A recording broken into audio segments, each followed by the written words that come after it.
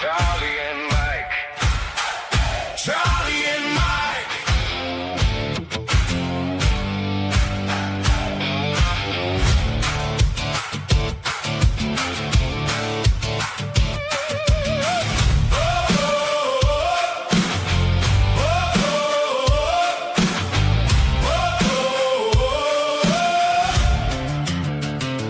Talk about it.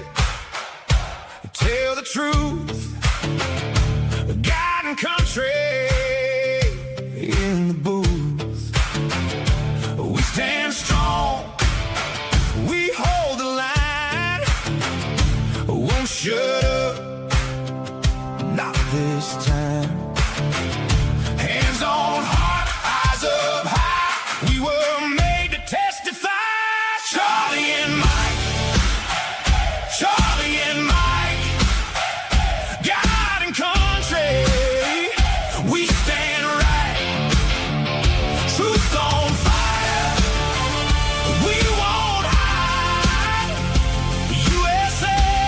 USA. Side by side. Let them hear us. Clear and loud. One small voice can move a crowd. Charlie and Mike. Charlie and Mike.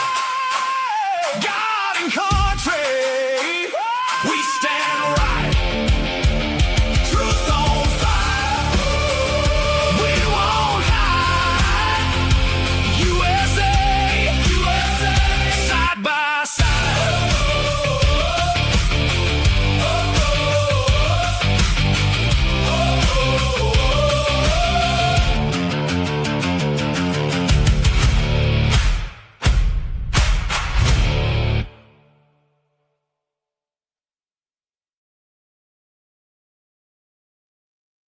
Marco, it's done. I bought Cuba, the whole island. They didn't even know it was for sale. Neither did I until this morning. But I saw it on a map. I liked the shape. I made some calls, and now it's ours. Very fast transaction. Probably the fastest country purchase in history. Sir, you bought a country? That's never been done. I don't even think that's legal. Marco, everything I do has never been done. That's the whole point. And I didn't buy it. I'm saving it. Havana's got no lights, no food, no money. Very sad. The whole thing's a disaster. And I save sad places the only way I know how. I build a Trump Tower, beachfront, 90 miles from Miami, gold everything. You don't walk away from that, Marco. Nobody walks away from that. Sir, my parents left Havana before I was born. This means everything to me. Even more emotional. Beautiful. The cameras are going to love that. Grab a bag. We're going today. Today? But sir. Marco, I don't schedule things. I just go. That's what winners do. Losers make plans. Winners make history. And we're winners.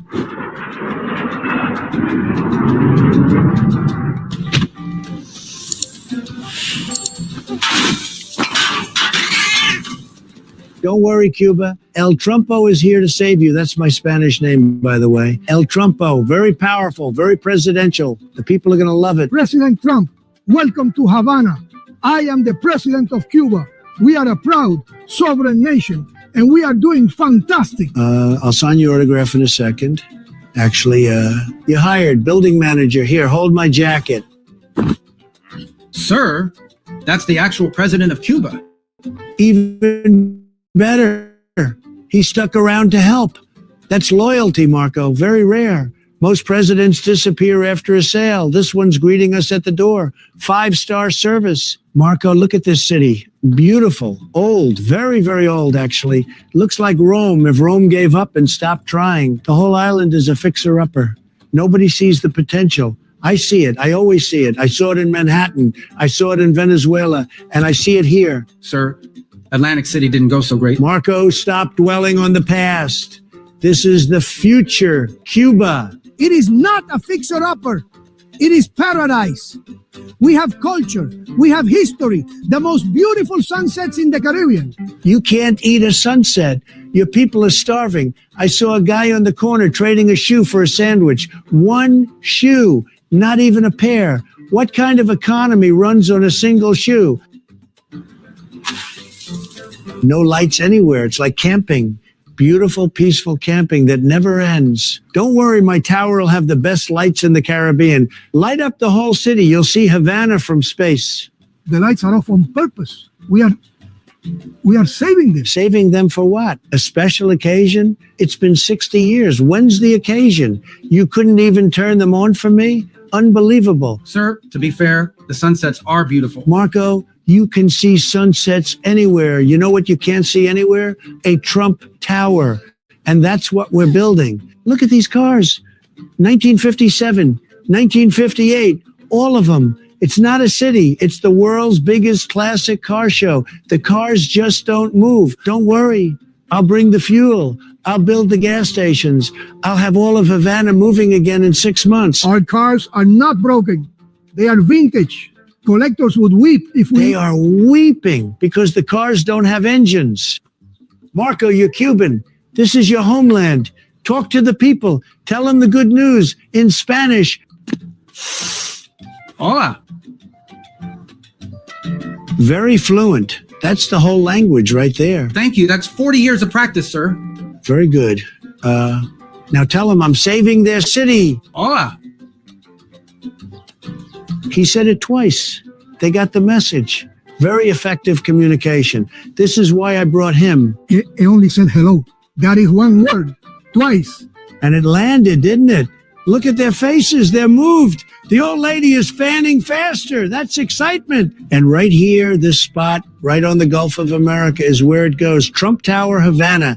Tallest building in the Caribbean. Solid gold. Visible from Miami. Visible from space. That's incredible, sir. Do you need me to tell them anything else? I'm dying to speak more Spanish. Just a second, Marco.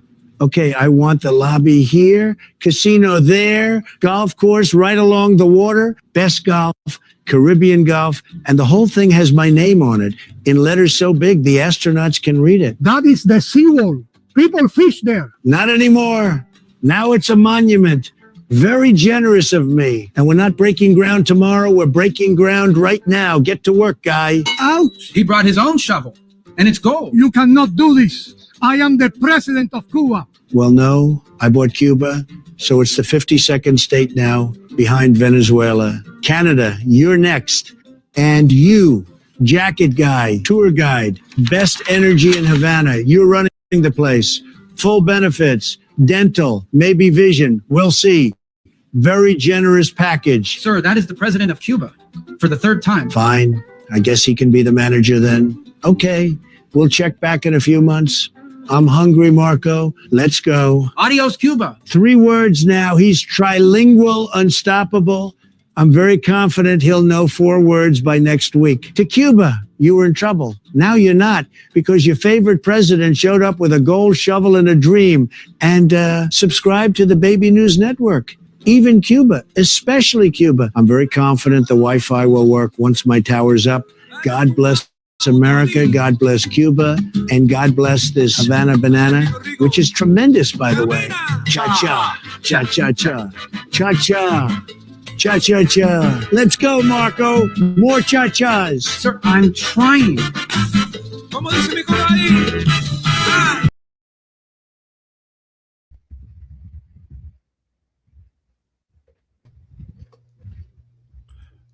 I don't know what's going on here. Buttons aren't pushing. That was Anyways. the longest one yet, but dang, that was good. That was really good. Hello, everybody in the chat room. Hello, everybody watching right now in your homes all across the United States of America. I'm CharLee Simons. That is Mike Cook, and this is CharLee and Mike Talk About It. Welcome to the big old bad old broadcast. August 18th, is it already?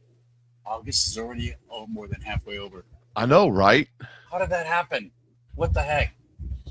So, Mike, how was your day? I don't know. You're saying August. I feel like it's January. It's cool. Except that it's warm outside. So, my day was, it was a day. It was I was cleaning my daughter's car out because I have to drive it to. I have to drive it up north to it's Northwest College. She goes to college on Thursday, and so we're driving. My wife's driving her car or her Jeep, and I'm driving my daughter's car up there. She didn't like driving on the highway. But I wasn't going to drive that thing with 30 bags of clothes in it. I mean, that girl needs to do something with her clothes other than store them in her car. I'm just saying. But what do you do? Your story is fascinating. Yeah. But Well, so that was your day. Did you have air conditioning at least? no. First world problems. I know, right? Do you need air conditioning in Missouri? I guess you do. You're kind of sketchy. I don't know if it's just on me on my end, but you're kind of sketchy. Sketchy in what way? Yeah, you sound like you're in a box and your face all blurry. You know what? My face is blurry. Shut up. Are you serious? I got my new fancy dancy home Wi-Fi set up here.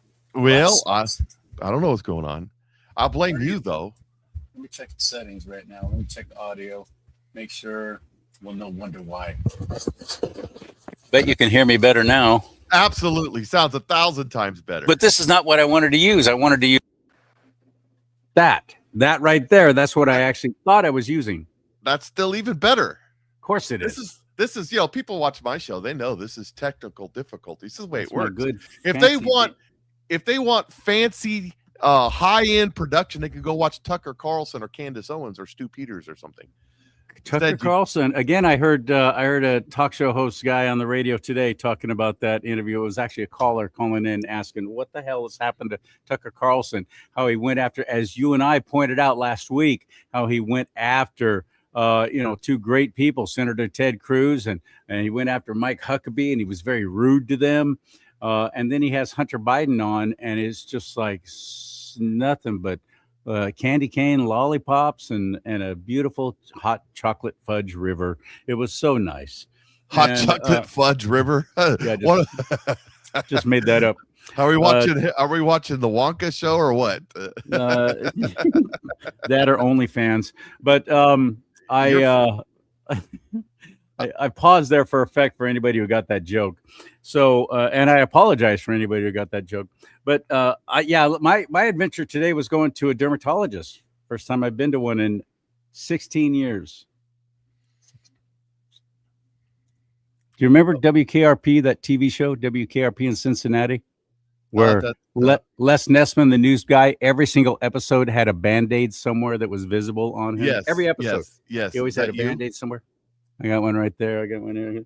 I got stitches. This woman worked with the meticulous precision of a UAW auto worker. I guess that's redundant, but just on an assembly line, boom, boom, boom, boom, boom, boom, boom, starts burning, starts cutting, starts digging, starts poking and needling, and all over my body. Well, now, that sounds inconvenient. Remember, I'm a good 30 pounds heavier than I was when I went to see the dermatologist 16 years ago. And so they tell me as they're leaving before the doctor came in to strip down to nothing but underwear, shoes and socks off, everything off. I was not anticipating that. I was wearing my thin fabric boxers that don't hide very well, don't hide things well. And I'm sitting there in just my boxer shorts, feeling very self-conscious about my stupid fat body, soon to be skinnier now that I'm doing Nueva Life, nuevalife.com/CharLee Simons. And she comes walking, there it is. Yeah, chocolate sauce that makes your pants fall off. And it's happening. True. It's happening to me. But anyway, she walks in. First time ever being to this clinic, seeing this doctor, gorgeous. And sometimes my mouth just shoots off before I even stop it. And I just said, oh, of course you would have to be really good looking. She was gorgeous. And so now I'm really feeling self-conscious and ridiculous in my thin fabric underwear. And as she proceeds to just boom, boom, boom, boom, boom, boom, burning. You know the smell of burning flesh? I'm smelling my own flesh that's being burned on me. And I asked her, how long did it take you, by the way, to get used to that smell? And she goes, well, it did take a while. Imagine, because that sucks. Anyway, that was my day. Hello, everybody. We got plenty of stuff to share with you. And Mike, you got a bunch of writing on your face. Can you tilt your camera down a little bit? No. Doggone, you're so picky. I am. I'm a TV guy, remember? Although you don't have much headroom to work with there, do you? So Well, never mind. I can mess You're just with it gonna a have little words bit. on your There face. you go. How's that? Is that better? That's Are you good. well? So if we're fixing me, let's fix you. You're like delayed all over the place. I think you need to. Think you need to completely drop out of StreamYard and log back in. So while he's doing that, Okay, I'll do that. while he's doing that, uh, let's talk about something else that I don't really have queued up, but that's okay. That's okay because we're experiencing technical difficulties. Actually, he's back, so we can go back to the previously scheduled something to talk about because and I think it's going to work better. I think this is going to fix the trick. Yeah, that's 1,000 times better. You just had whatever pipe you were running through wasn't working. I think that's the problem. I fixed it right when you fixed it. That was weird. Mike and I both run our own boards when we do our own separate shows. And That's so right. sometimes I have to relinquish control. I forget. Just let Mike handle it. Anyway, I just got back from serving 5 days on post at a U.S. Army base.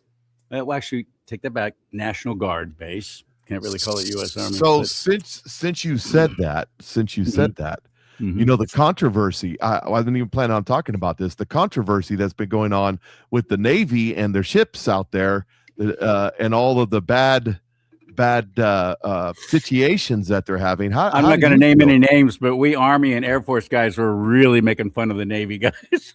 Well, I don't think the Navy nor the Air Force need to complain about living conditions. Hell no, they got the best. You're right. They eat better than everyone else.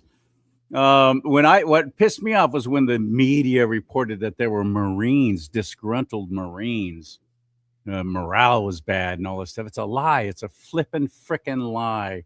And these guys they've been out at sea. They've been, where they are in the strait there for over 200 days. And that is unprecedented. That's a lie too. That's not unprecedented at all. World War I, World War II, Korea, Vietnam, the first Gulf War. And when I heard about it, I was thinking about, it was complaining. They were complaining that the eggs were running. That was one of the things they complained about. I said, I ate from September 4th to the end of May. September 4th, 1990 or 90? It was 1990. To the end of May of 91, I ate nothing but MREs. That's it. It's all. They don't have the good MREs like y'all have today. You went out there and played G.I. Joe in the wood. MREs while Mike stops freezing now that he's all frozen up. I wasn't freezing. You were freezing. I froze? Oh, really? Because you're the one that froze, at least on my screen. God darn it. I'm paying some money that I don't want to be paying for this home internet Wi-Fi thing. Verizon. Well, there's your problem. But anyways, what was I saying? So I was MREs. explaining what an MRE is for anybody who doesn't know. MRE stands for meals ready to eat. You have a choice of between 4 to 5, maybe. So by the time you've gone through a couple of days, you've burned through every single choice there is, if you even have a choice. Sometimes they're just tossed to you. Simon's, here's yours. And you don't get any choice. And there's this omelet with ham. Yeah, there's this weird little oven Tuna with noodles. This little oven thing in there, which all it is an envelope, and you pour water in it. And the new ones suck compared to the old ones. It's weird, especially when you have some guys who don't realize that's scalding hot water, and they pick it up to take it out, and of course it goes all over their hands and everything else, and the next thing you know, they're screaming as they're trying to enjoy their meal. But it's very calorie dense, a lot of salt because you're out in the field, supposedly, allegedly, and you're going to need more salt because you're sweating more. No, not necessarily. It depends on what your duty is. But these meals, for the most part, predominantly are horrible. So you're grateful for them. You know what it's better than? Nothing. That's true. Better than nothing. Well, let me just say this, though. The ones they have today are way better than the ones they had in 1990. The dehydrated pork patty. That's what I lived on for however long it was, 9-10 months. I've And never here experienced you've that one. You know, the Frankfurters with the gel on there, you know, the ham slice, the stinky cheese. I don't remember what it's called, but the stinky cheese. Uh-huh. Those, of course, you know, omelet with ham or your grits, which were the same. You couldn't tell the difference. It looked like Play-Doh. Had the consistency of dried out Play-Doh. I mean, they were bad. But Everything's dehydrated. It has to be, you know, because those things have got the shelf life of a couple of 100 years, and they're packed by big, huge, giant corporations who really, honestly, don't care. They just want to get the government contract because it's lucrative, and it comes in this dark brown kind of, I guess it's plastic. It's very thick, and it's about this tall and about this long, right? Not that wide. And that's your MRE right there. I remember the day, I probably have one close by. So these idiots on board, everybody knows in the military service, especially Navy, the absolute creme de la creme of service is on board an aircraft carrier. Oh yeah, they got like Best of the best. Yeah, they got everything. Mhm. And well, the best of the best is in the rear garrison at the Air Force Base. Oh, I mean, you go into the Air Force Base and there's white tablecloths and guys standing there in their dress blues with their white gloves and the little, your seats, you know. I think he's probably exaggerating, but No, I'm not. It's would you like the caviar menu? It's a menu. There's different choices. Yeah, may I have the non-dehydrated caviar, please? It's a jar of Potskie's salmon eggs. You know, and us, when I was out there, you know, out there in the desert eating our MREs, trying to keep the sand flies off of it, then this little towel head guy comes driving up on a That's 20 racist. 20cc. Well, he had a towel on his head. What do you want me to say? The 20cc moped was strapped to the back of it as a KFC box, and he's selling bags of KFC chicken out the back of this moped. $20. And I'm thinking to myself, we're 300 miles from anywhere. Where did the heck did the KFC chicken come from? The guys are buying this. You want some, cook? No. I don't want 6-day-old KFC chicken. That's been warmed up by the motor on a 20cc moped. That is salmonella on two wheels. That's something. I don't know. Dang. But you know, so we're talking about, you know, the difference between the Navy and their runny eggs and the Air Force and their maitre d's and caviar and Filet mignon. What the regular Army and or Marine Corps has to live like, right? Like this. You know, Wait, let me put my glasses on. It says, I'm pissed. My mommy didn't complain to the media about my living condition overseas or if I needed some sugar, titty, and milk. Get him, Marine. Get him. That's killer. I've been there. Right there, you know. I've been there. Maybe not there, but close enough for Candace Owens. I've been there. Close enough for Candace Owens. Well, what you got on Candace Owens? Have you what's the latest with her? That lovely married woman Owens converted to Catholicism. She's a beautiful woman, don't you know? She had a wing ding here this Monday. Is that what these kids are calling it these days? A wing ding? Wing dings, yeah. A get together, a soiree. Patrick Ben David moderated a debate. Hootenanny. A hootenanny, yeah, between Candace Owens and Andrew Wilson. Of course, it's all over the internet. It's oh my goodness, true. I haven't seen this. I was on post. I've been in radio silence for 5 days. That is awesome. Owens, absolutely slaughtered Andrew Wilson. Okay, if you just listen to all the Candace Owens people, just slaughtered him, just beat him down. I don't believe that at all. And all of the stuff. He is brilliant. He is brilliant. I'm being facetious. I mean, I would hope so, because I just can't even imagine that. I'd imagine it was probably quite the opposite. So you said it was the Candace fans who were saying all this. I gotcha. Okay. It was the Candace fans. I haven't seen it. I want to see it. Absolutely mopped the floor. And before we get to the video I have lined up here, let me do one other thing. I was hoping you would. I think I got this. Well, you know, You always want to bring the truth. I just want to read the headline from the Babylon Bee because, tomorrow's news today. I don't want to read the whole article, just the headline. It says, Candace, if you don't count the video, the DNA, the murder weapon, ballistics, motive, text messages, and multiple confessions, there's zero evidence against Yep. And when you read the article in there, the experts say she's got a point. I mean, it's completely delusional and she's out of her mind, but if you discount all the evidence, there's no evidence. So I will just never. Nobody can explain to me, especially if it's a 30-06, why there's no exit wound, and why his T-shirt moved. Why did his T-shirt move? Easy to explain. I can look up the video. Maybe when you're talking about something up, I will.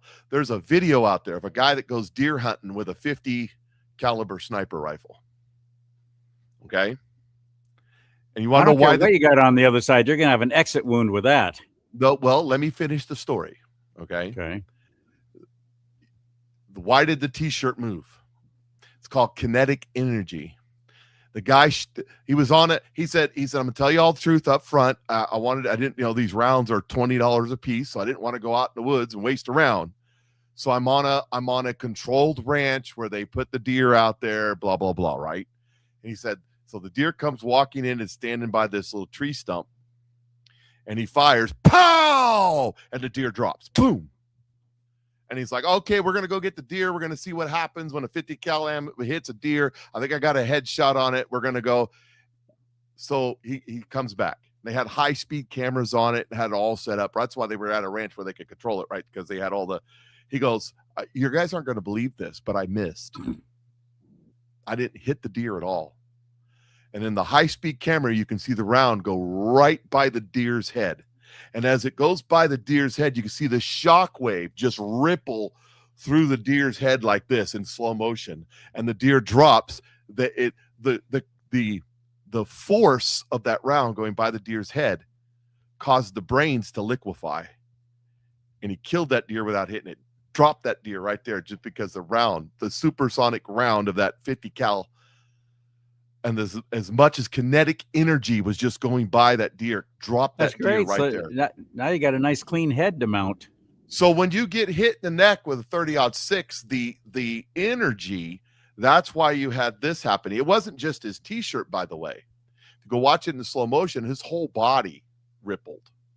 Okay. The other thing was, why would the T-shirt go up instead of down? Because of the kinetic, because the impact and the kinetic energy coming off the round. Now, okay, here's the reason. He was using a soft tip round that was designed to Charlie expand. Kirk had really strong neck muscles, and it No, listen, you'll learn something. There's different kinds. The rounds that he was using were not full metal jacket. They were soft hit, designed to expand and disintegrate on impact. They're designed to expand and then come to pieces on impact. That's what they're designed to do. There's two reasons to use those. In my 40 caliber defense carry round, I have what's called zombie rounds. These rounds have a green plastic tip on them. They got a huge expanding range. Oh, that's the DRT, right? The dead right there. And it's not about killing people. That's not why I have them. Because I used to live in a trailer park. And, if I shot full metal jacket, 40 millimeter rounds at somebody in my trailer. Keep going. The next trailer, the next 30 trailers. Yeah, the whole park would have a round go through their trailer. But these, they would not go through sheetrock, 2 layers of sheetrock, because they would expand so much that it would take all that energy and dissipate it. Isn't that going to affect your trajectory some too? It's not going to be as accurate. A sniper would never use a round like that. Yeah, but he wasn't a sniper. He was a kid using his grandpa's gun, the bullets that grandpa bought to go hunting. Okay. Those are the bullets at 150 yards. At 150 yards with a 30-06 bolt action gun, anybody that shot it a couple of times can't miss. And matter of fact, he did miss. I'm going to tell you, missed right now, because his grandpa told him to aim small, miss small. He was aiming here, and when he shot, he pulled it. Interesting. He shot up and to the right, which So he is was- what a novice shooter is going to do when he shoots. was- He's going to shoot up and to the right. He thought he was going to get he was aiming for the heart. Then, Basically. Okay. So let me Got it. finish my thoughts since we're on that subject.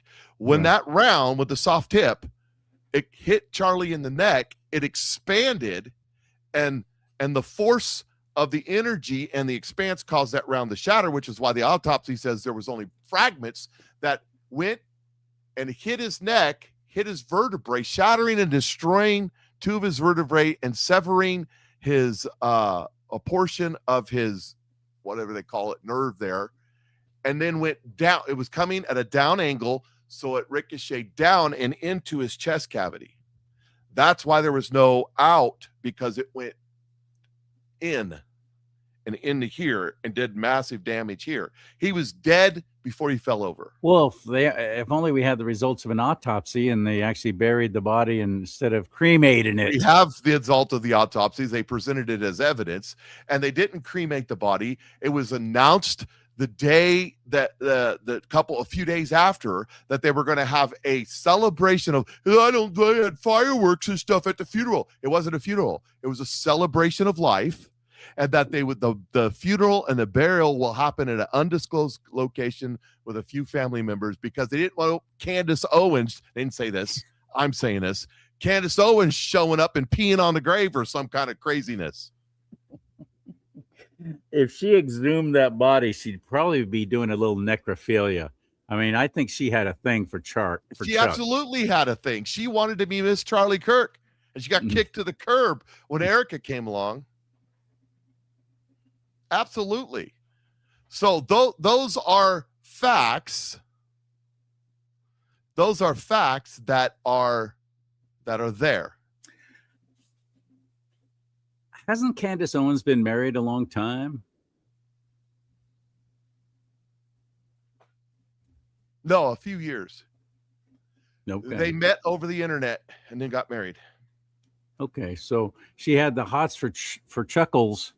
I'm sorry, I loved CharLee Kirk. I actually went to see him live 3 times in person. I wish I could have met him, but once was with Mike here. We showed up at a convention. We met in Detroit and went to that People's Convention there, which was extraordinary. What a great experience! I'm so glad we were there, Mike. I'm so glad we were there, and we got to see that and experience all of that. That was a blessing. But anyway, no. So when I say Chuckles, I'm not going to be flippant. I just really admired CharLee Kirk. What an amazing kid, and he was just a kid, especially when he started doing that. It was a ministry. That was his ministry, for his sake. That was a God-blessed, divinely inspired ministry. Hold on one second, CharLee. Hey, Mike, I know if you're still in the audience, or Marine, if you're still in the audience, watch that guy. We may have a troll going on here. So. Oh, you got a troll in there? Remember the incantations. What incantations are those? That's what I mean. That's the troll right there. Oh, I started to bring it up on screen, so okay, I won't. Yeah, don't mess with that one. Okay. And I'll see if Mike doesn't get him.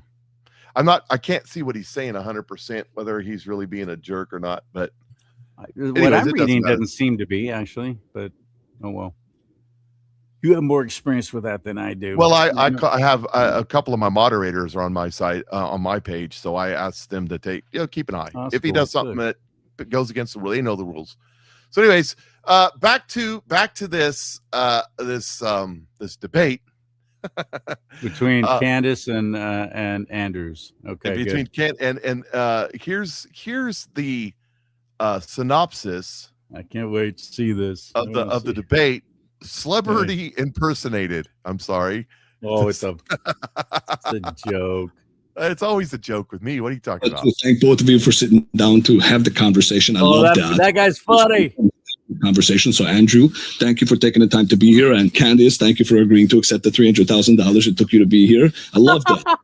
Andrew, let's start with you. What's your question for Candace? Okay, so my question is, do you have any positive evidence that Israel or Erica Kirk or anyone at Turning Point USA was involved in the murder of CharLee Kirk?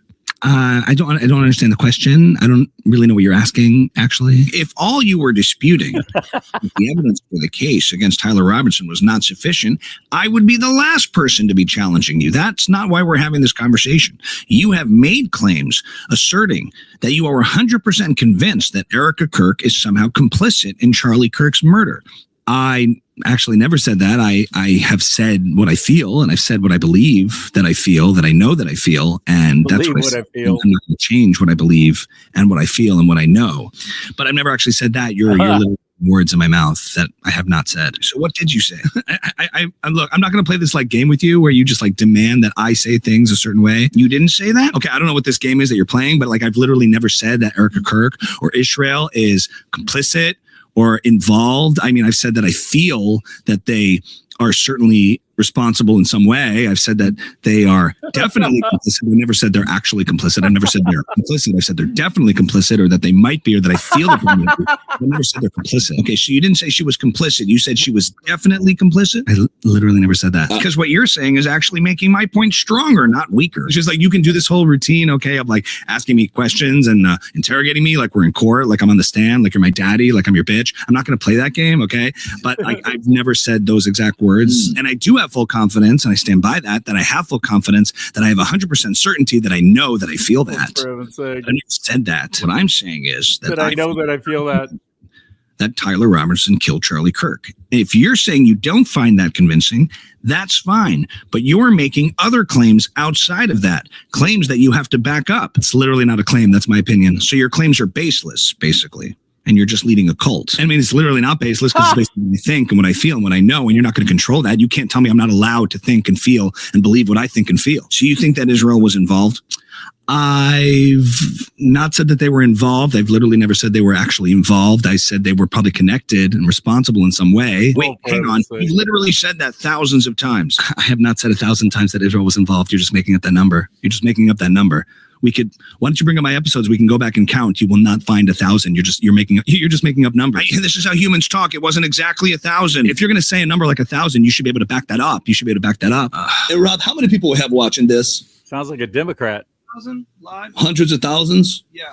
Great. I'm not going to get into this whole back and forth game you're trying to play where you're just like asking me questions that you feel I have to answer. I don't have to do anything. I'm sorry. I'm not your slave. Okay. I'm not doing anything. This is a debate, and I'm using intuition, and I'm inferring that things don't feel right. Things don't look right, and they never did look right. And I'm not going to just because you demand it that I give you answers, I'm not going to give you those answers and get myself into some legal trouble. It's obviously beyond what I'm capable of doing, and I've never made those kind of claims. And so I've said what I feel, and I feel what I said, and I said what I feel, and combine those two, and you get seal. Kiss from a rose on the grave. Which grave? CharLee Kirk's. What? And I'm sorry, this doesn't end up about this story. You have 12 Israeli cell phones that day. You have Fort Huachuca. You have the surveillance footage. You have Tyler Robinson escaping with a limp, hiding under a tree where his rifle is, under that tree, going to a steakhouse, leaving a receipt. My source has the receipt. Who is it? Joe Kent? Maybe. I don't know. And then maybe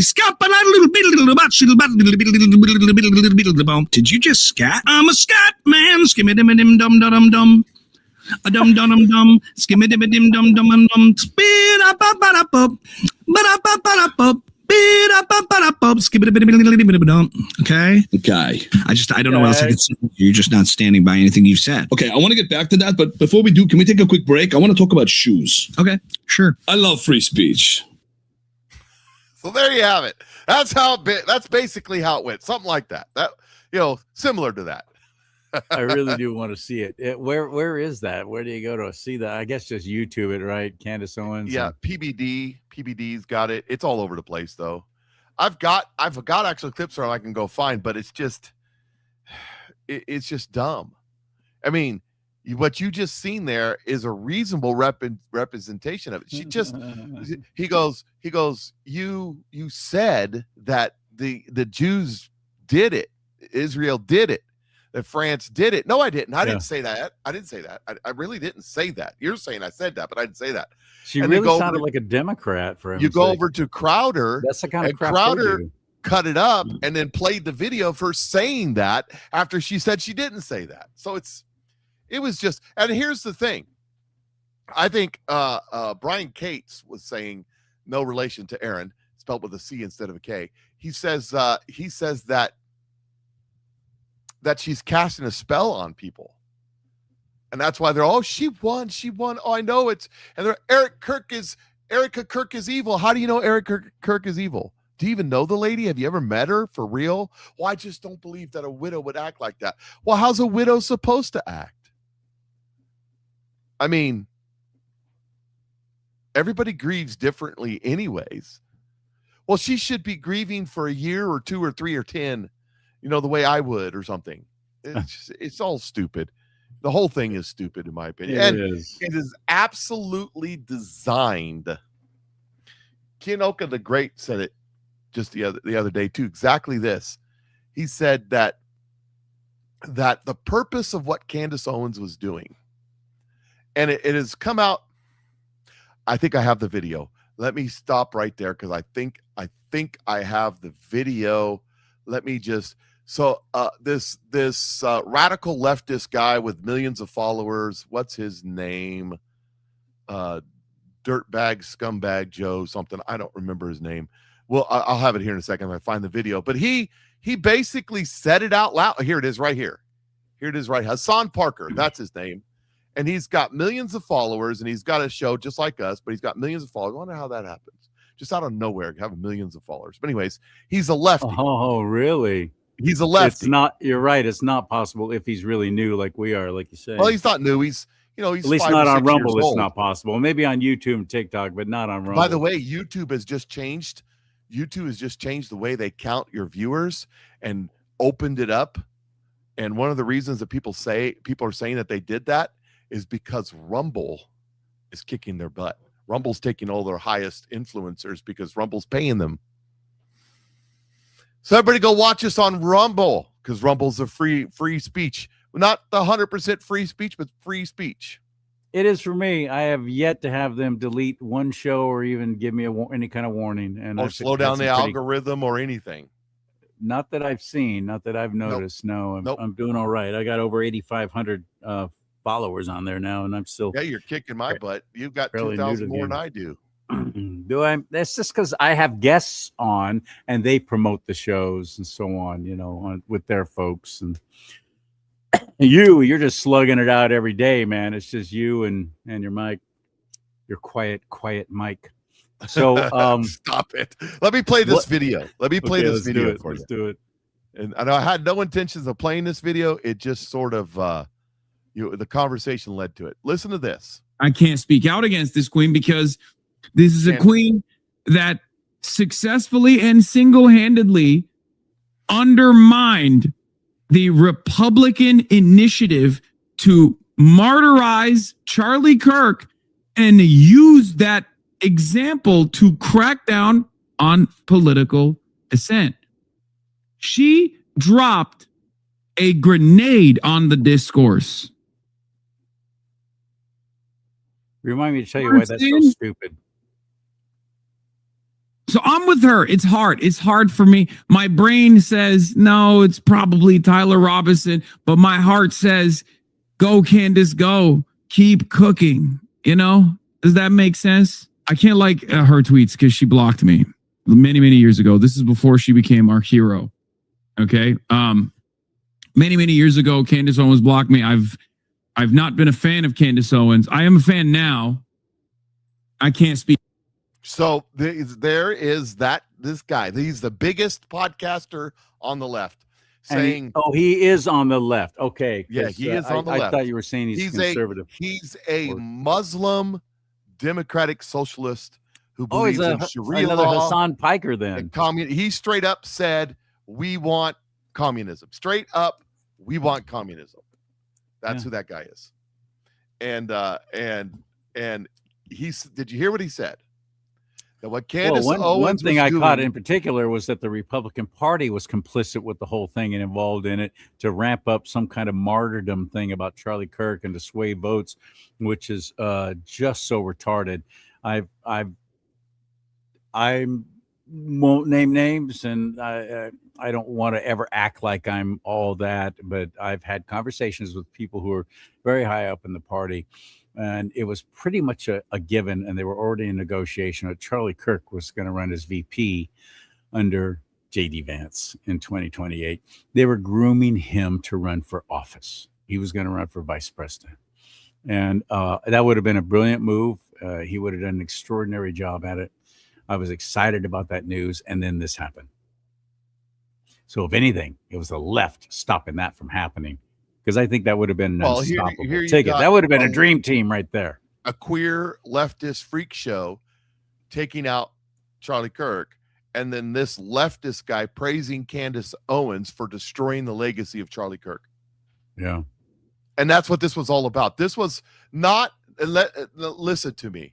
I am not convinced that all these conspiracy theories are tied together, because I think the demonic spiritual part of it's tied together, but people are too stupid.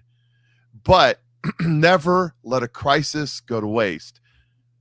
That is the standing orders of the lefties. It's Rahm Emanuel. That's right out of the Rahm Emanuel their manifesto. playbook. Yes. Yeah. So they saw an opportunity. Charlie Kirk gets taken out. They saw an opportunity to separate MAGA from Trump. And then, so Candace, who before that was pretty conservative in everything she says, and then just like that flipped. And it was intentional. It was I don't even watch her anymore, but not that I don't want to or have no interest in watching her. I just don't really watch any other podcasts. I don't have a lot of time to watch podcasts either, but I really just don't. When I'm away from it, I'm fine with talk radio. I have my favorites, but so I did not know that Candace Owens was no longer a conservative. She was never a conservative. She played the part of a conservative. You understand? Okay, Candace Owens was an extreme leftist when she first hit the scene.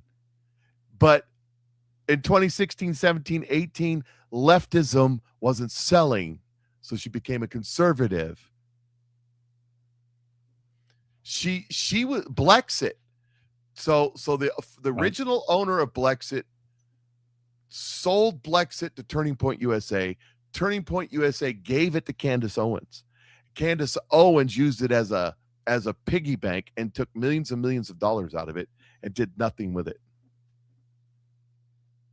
Wow. Yeah.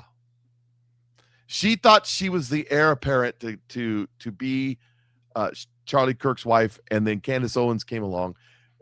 Tucker Carlson or Charlie Kirk did not trust Candace Owens at all. They're going around saying that they're saying, look, here, listen to what I'm saying to you. Charlie Kirk, when we were up in Detroit, Charlie Kirk was pro-Israel. And everything he said in the public, he was pro-Israel. But according to Candace Owens, behind the scenes, he was anti-Israel, pro-Gazanian. So if that's the case, if Candace Owens is correct, then Charlie Kirk was a two-faced, duplicitous liar. That's who he was. If Candace Owens is right, she's trying to destroy his legacy because that's not who he was. It's not. You watch how is it that politicians and even Candace Owens, because if you watch, she's reading cues, teleprompters, have to read. If you watch Gavin Newsom, if you watch the cadence of like Akeem Jeffries, the reason their cadence is like that, the reason Gavin Newsom is always talking like this is because he has to wait for the cue cards to go. The cue, he has to pause and let it Same catch with up. Obama spoke in same way. Phrases of three words. What does Donald Trump do? Donald Trump ad-libs. When it doesn't catch up, he ad-libs. Well, Charlie Kirk didn't have a teleprompter. Person comes up and asks him a question. He had the answer because he believed what he said. When you believe what you say, when you believe what you believe, and that's what you're espousing, like right now with me, I don't have to have a teleprompter. I don't have to have somebody with cue cards. I can say it with passion, with conviction, with accuracy, because I believe it. When you got these politicians like Gavin Newsom, like Barack Obama, like Akeem Jeffries, like Nancy Pelosi, like many of the other ones that have to have the teleprompter to read their speech as they go along. They don't even believe what they're saying. They're just saying what's been polled as to get the best response out of And you. they didn't read. I'm quite sure that none of them wrote their own speeches either. No. And you think about that. Who's another great orator that would go off script? Ronald Reagan. Mr. Gorbachev, tear down this wall. They took that out of the speech like 3 times, and in the limousine, he wrote it back in. It was not in the teleprompter. It's a true story. Yes. True story. He was a great ad-libber. He would ad-lib because he believed what he was saying. Because he was genuine. That's what I'm saying. That's exactly it. And Charlie Kirk was genuine. Charlie Kirk could go and give a speech with no teleprompter, no nothing, and talk about the things that he believed. There's a big difference between people. 2.5 hours at San Francisco State when I went to see him there. 2.5 hours that went on. And most of it, and of course, Riley Gaines was there with him too. She was fantastic. And I'm so glad I got to see her too. But 2.5 hours, and just kept taking question after question after question. What an extraordinary gentleman he was, and I hate what they did to him. I hate it. I was so angry.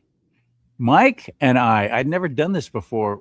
As soon as it happened, and I'm watching it, and the shock and the anger and everything, and I send Mike a text. Do you want to go on the air and talk about this? He goes, yeah. And we did. We'd never really done that before. Yeah, and yeah. We went live, and that's all we did was pontificate about thoughts and feelings, and anybody. That was a tough couple of days trying to do a show, because the next day trying to do a show too, I was just like, man, how do I even talk about this? I was stunned. I was really, truly stunned. Yeah. That's when I had conversations with God. I was like, what is the deal? What is the deal? And so, yeah, that was, I don't remember if I think Mike said it, my buddy Mike. He said he was talking to God about it, and he said, God said to him that I would gladly sacrifice 100 Charlie Kirks to save millions. So, yeah, he is. Let me tell you something. If Candace doesn't repent, if Tucker Carlson doesn't repent, if Stu Peters doesn't repent, and we're in the season, God told me, praying about this, that we are in the season of finding out what he meant when he said, I will curse those that curse you. We are in the season. Things are going to get ugly for some people. So it has to. I'm seeing things that I just really never thought I'd see in my lifetime. But especially this animosity and hatred of anything associated with Abraham, basically God's chosen people. Well, that's a demonic theology. Obviously, the Bible clearly doesn't say it, and it we're not going to do it here. We're not going to go through it here. But let me tell you, you send me your scriptures, and I'll send you. I will. You want to challenge me? You can message me on Facebook or whatever. Send me your scripture, but be prepared. Because I'm prepared, and I will destroy your argument with scripture. Because did you see the show I did with? Do you see the show I just did with Arthur Schapper? It's really catching some traction. Yeah, I watched a portion of it. I haven't had a chance to watch the whole thing. I titled the thing. What did I say? Holocaust deniers are idiots. That's the name of the show. Yeah, you'll find right now at rumble.com/do not talk. Holocaust survivor is so anti the Holocaust is because the survivors and the military that discovered them, they're all dead for the most part. There's a and they're older. I mean, they're on their last. They're stepping out the door. So now you can say there was no Holocaust and there's no eyewitnesses to say yes, there was. I was there. And by the way, you're siding with Nazis, and you're siding with Muslim freaks. Well, Nazis were just misunderstood. No, they're communists. That's what they are. Hitler was just a disgruntled painter. Socialists, which is nothing but communism. Well, they're fascists, and the new communism, by the way. Here, since we're going down this road, the new communism, by the way, is the Chinese model, which and the American model, which is commo-fascism. It's a communist Politburo bureaucracy with a fascist economy. Fascism is a socialist byproduct where the government controls the means of production through controlling the corporations. Straight communism is the government controls the means of production, period. They just come in, kill everybody, send them to the gulags or whatever, and take the companies, right? Take the corporations. Yeah, Where and they're getting rid of the fascism- mom and pops. They're getting rid of the middle class. They're getting rid of the people who start up Yes. businesses, Yeah, well- the family-owned and operated businesses. It was Well, very those successful during COVID, during the shutdown. Many of them were never able to recover. We lost a tremendous amount of them, at least out here in California. Yep. It's a war against And the there's a middle reason for class. that. There's a Because reason they for want the that. haves and they want the have-nots. You have to have Well, the when the have-nots government so they can serve the controls- haves. When the government controls the corporations and the non-government organizations for a profit, they can't have mom and pop competing with them. That's eating into their profit and their control. So they want to get And- rid of that. That's why. And the other thing is, you always got And the most of these Walmarts. business owners, Mike, if I could make this point, most of these business owners and these middle class and family owned and operated businesses, even upper middle class, the business is doing well, they become conservatives. They might have started out as screaming lefties in college, but they quickly learned the last thing I want is the government involved in anymore in my life. And so they flip and they get smart and they start and that's I strongly believe that is another big part of what happened during COVID. Why was Walmart deemed essential, Target deemed essential, CVS deemed essential, but all the mom and pops who were doing the business in their neighborhoods were not, and not even allowed to open their doors. And if they were, they were fined. They have their licenses taken away. I know a restaurant that was owned by a great patriot shut down. The government, the county, shut them down. Yep. Because they stayed open and they were not enforcing the mask mandate. They kept calling it a law. That's a lie. A governor cannot make a law. It was merely a mandate, which is for Governor Hairdo basically saying, you better do this or I'm going to get mad.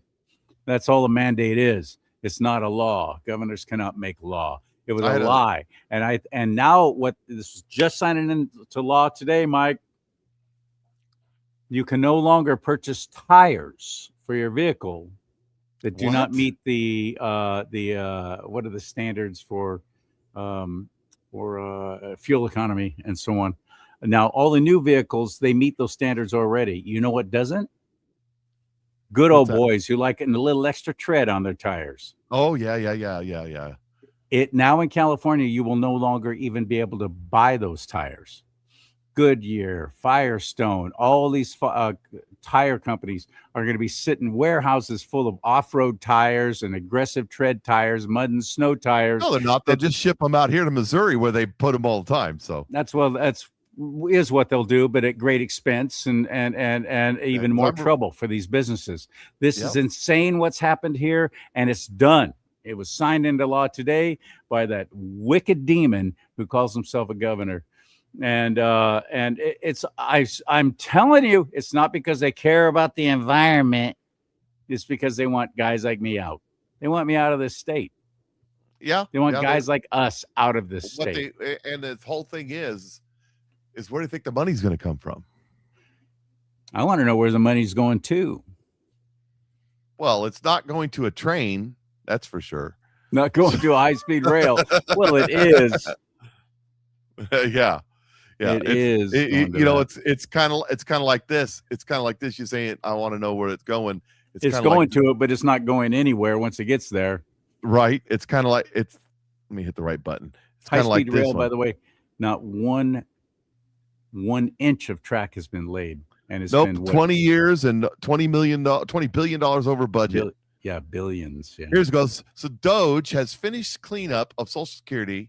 They have removed a whopping 12.3 million scammers from the Social Security system, at least all listed at least 120 years old. So if you look down here, it says 120 to 129, 3 million, 3.33 million, 130 to 139, 3.9 million. 140 to 149, 3.5 million. 150 to 159, 1.3 million, and 160 to 169 years old. 169 years ago, Social Security didn't even exist. 124,000, so total 12,302 and 38.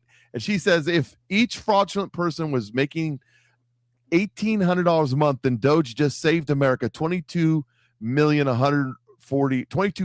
a 140 trillion, million. Oh, no, 100,000 million billion. a billion. I had to count You're it right. myself. You're right. You're right. So I responded by asking this question, and the question was this: if these accounts were getting direct deposits, what accounts were they being direct deposited into? Some people responded to me going, just because they were there doesn't mean they was getting any money. It just means it was all accounts were deleted. Then why were they there? Okay, I'll give you that. Let's just say out of 12 million, what do you say? 10% out of 12 million. 1.2 million people were receiving checks at $1,800 a month. I'll bet you $1 to a donut when this all comes out that there is one or two accounts or a handful of accounts that were getting all that money. And then that money was turned around and used because you wanted to talk. We were messaging earlier this week about insider trading. I bet you that money was turned around and manipulated. You see, if you're an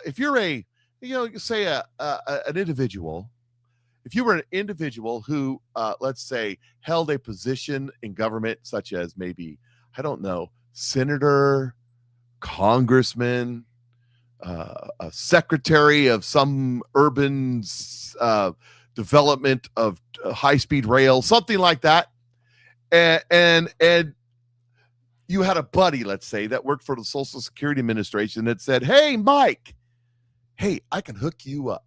I can give you 21 accounts. We got 21 accounts sitting over here. And I can hook you up.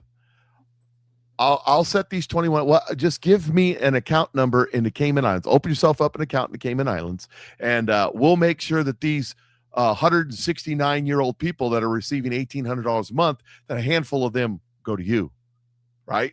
Well, so over the last several years, let's say that you've had these accounts and they've accumulated, a pretty good sum of money, and you decide that you want to take your Chinese spy girlfriend on a cruise, and you need $25,000.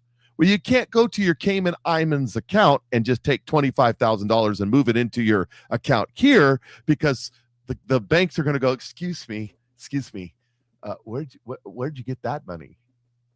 To me, you're going to ask some questions. We don't want to ask questions. We don't want to ask questions. We don't need to be asking no questions. Don't ask me no questions. I'll tell you no lies, right? So how do you get that money from your Cayman Islands account to the United States? Well, It's simple. Oh, hold on. Let me get this off the screen. It's simple. You place a bet on the stock market, and your buddies move money into your stock market account. Oh, well, golly gee, you're doing great. You see, that it is not a crime.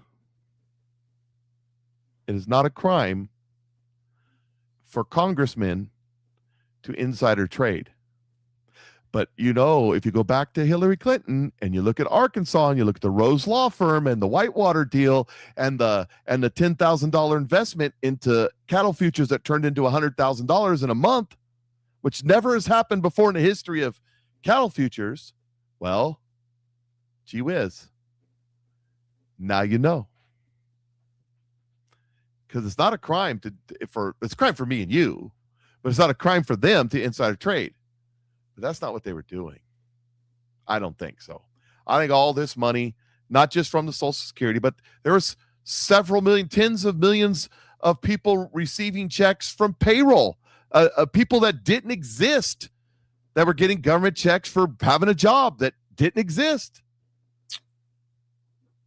So let's just say that you were a vice president of the United States of America, And while you were vice president of the United States of America, you had a little thing going on over in Ukraine, let's just say. And so Real Robert reports, conspiracy theory no more, CIA documents declassified by CIA Director John Ratcliffe confirms, holy crap, the U.S. intelligence community knew Joe Biden's visit to Ukraine weren't official business at all, but rather outright bribery, racketeering, money laundering, conspiracy, and treason. After the visit, the officials assessed that the U.S. vice president had come to Kyiv almost exclusively to give generic political speech and had not had any intention of discussing substance matters with Poroshenko, or that was the president before Zelensky, or other officials within the Ukrainian government. Following the visit to the U.S. president, officials within the Poroshenko administration privately mused at the U.S. media scrutiny of the allied ties to the alleged ties to the U.S. vice president and family of corrupt business practices in Ukraine. These officials viewed the alleged ties of the U.S. vice president family to corruption in Ukraine as evidence of double standard within the United States government towards matters of corruption and political power. The Democrats impeached Trump to distract from the very crimes themselves committing in Ukraine. That was just released, by the way, that Joe Biden, this right here. And I was supposed to announce that there was another $1 billion loan guarantee. And I had gotten a commitment from Poroshenko and from Yatsenyuk that they would take action against the state prosecutor, and they didn't. So they said they're walking out to press conference. I said, we're not going to give you the $1 billion. We're not going to give you the $1 billion. They said, you have no authority. They said, you have no authority. You're not the president. The president said. I said, call him. I said, I'm telling you, you're not getting. I said, I'm telling you, you're not getting the $1 billion. I said, you're not getting the $1 billion. I said, you're not getting the $1 billion. I'm going to be leaving here. I think it was about 6 hours. I looked. I said, I'm leaving in 6 hours. If the prosecutor's not fired, you're not getting the money. Son of a bitch. Oh, son of a bitch. You are a blabbermouth.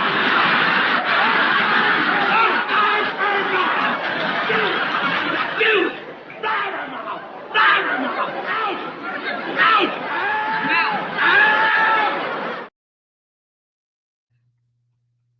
So there's what a filthy, arrogant pig that man is. Yes. What And you're not talking about the honeymooners guy.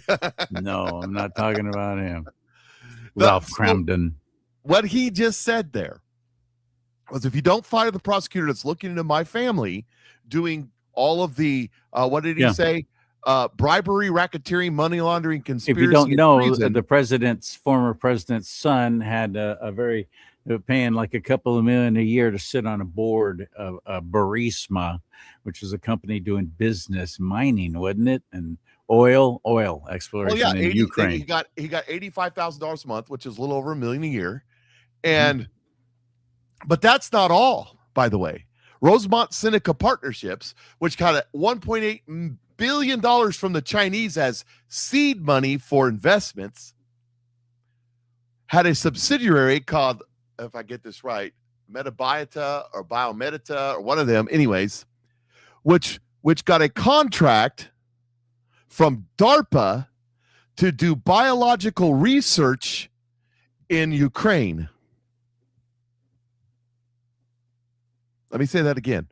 Hunter Biden owned Rosemont Seneca Partnerships, subsidiary Metabiota, got a contract from DARPA to do biological research in Ukraine at the time that Joe Biden said fire the prosecutor that was looking into my son's business practices in Ukraine. Then you had Marco Rubio, nonetheless, and I have the video somewhere, but I can't find it. I don't have it queued because I didn't know we were going to go this way. Asked in 2018-19 timeframe, asked Victoria Nuland, was it 2018? No, it was 2021-22 timeframe. Asked Victoria Nuland, who then worked for the government, CIA. She was the Victoria Nuland. Anywhere in the world that there was a color revolution, Victoria Nuland was involved. There was a colorful revolution in Ukraine, by the way. It's how Zelensky got in the office. He asked her, are there biological weapons facilities in Ukraine? Because that was the accusation that Russia was making. And she said, we have biological facilities. And that's how she said it. Like she's really pondering how she's going to let this come out of her mouth in Ukraine. And she said there was 12 of them. Turns out there was like 50 of them. But you know, what's a number among friends? Where they did gain of function research. And if you watch my show, you know the only reason to do gain of function research is to make weapons. So if you had biological research facilities doing gain of function research, then they were biological weapons facilities, period. That's what they were. And they were working on corona type viruses back in 2014. So yeah, there's that. We're going to find out, by the way, since I'm going down, I know I'm monopolizing the show here. We're going to go down. We're going to find out, by the way, because one of the things that's being said right now is that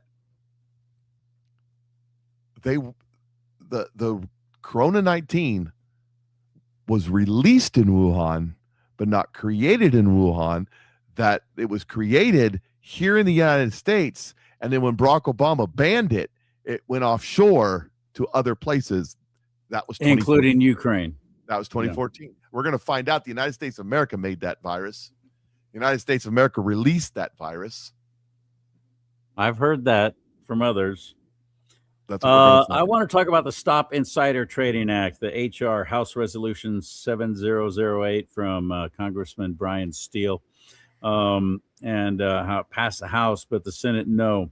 And how do you say no to this? The reason for why so many of them said no, including some Republicans, is pathetic. But before I do that, I don't want to let this Ukraine thing go yet. I ran across this. Somebody sent this to me. I don't watch Joe Rogan just because I get sick and tired of the language. I'm done with it. But this gentleman was on really talking it up about Zelensky, the president of Ukraine. I keep asking if I have time. Do I have time to tell the Zelensky story? Sure. Because it's another one. It's just, what is Zelensky? In America, he's a hero. He's a real warrior. He's got that nice green, warrior suit on. Suit. Here's the truth. And people know parts of this story, but they don't know it in its cleanest narrative.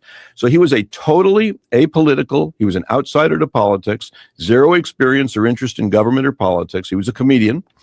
And with no manifesto, no party ties. And he does a TV show, a planned TV show called Servant of the People.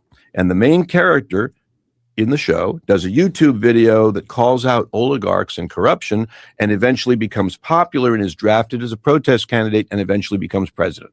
So Zelensky played on a TV show a person who becomes president by popular demand. In real life, the TV show is supported by an oligarch named Kolomoisky, who owned the TV channel. And Kolomoisky did a huge nonstop promo on that TV show to make it the #1 show. Primetime slots and ads everywhere and crossovers with the news and what have you. 2018, a year before the show goes off the air, Zelensky forms a political party called Servant of the People, the same title as the show. And in no press release, secretly done. And then he does another season of the show. And in April of 2019, he announces his actual candidacy on Instagram. He has no campaign, no rallies, no real platform. He skips the presidential debates. Others attended. He avoids press conferences, and the few that he did were in the beginning were really bad. And Kolomoisky's TV channel gave Zelensky's campaign endless airtime and favorable polls and went after his enemies. The U.S. intelligence agencies, CIA and NSA, helped.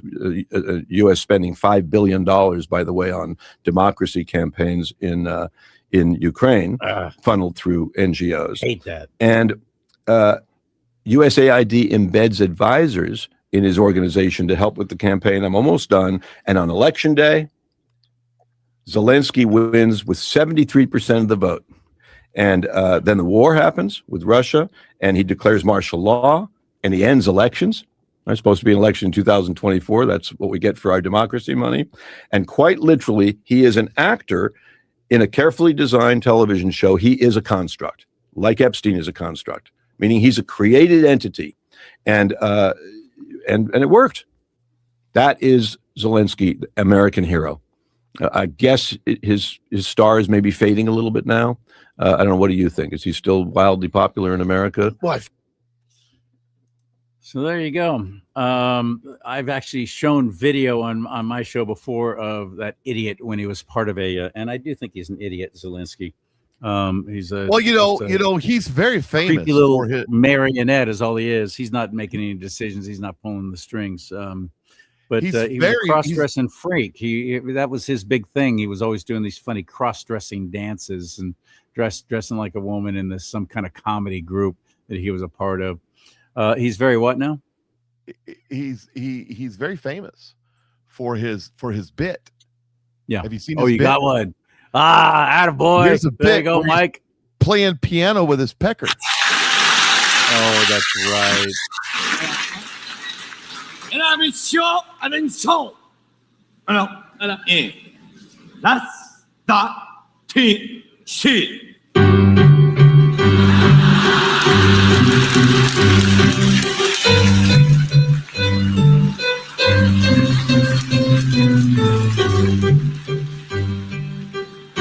They're howling with laughter. They're crying. They're rolling in the aisles.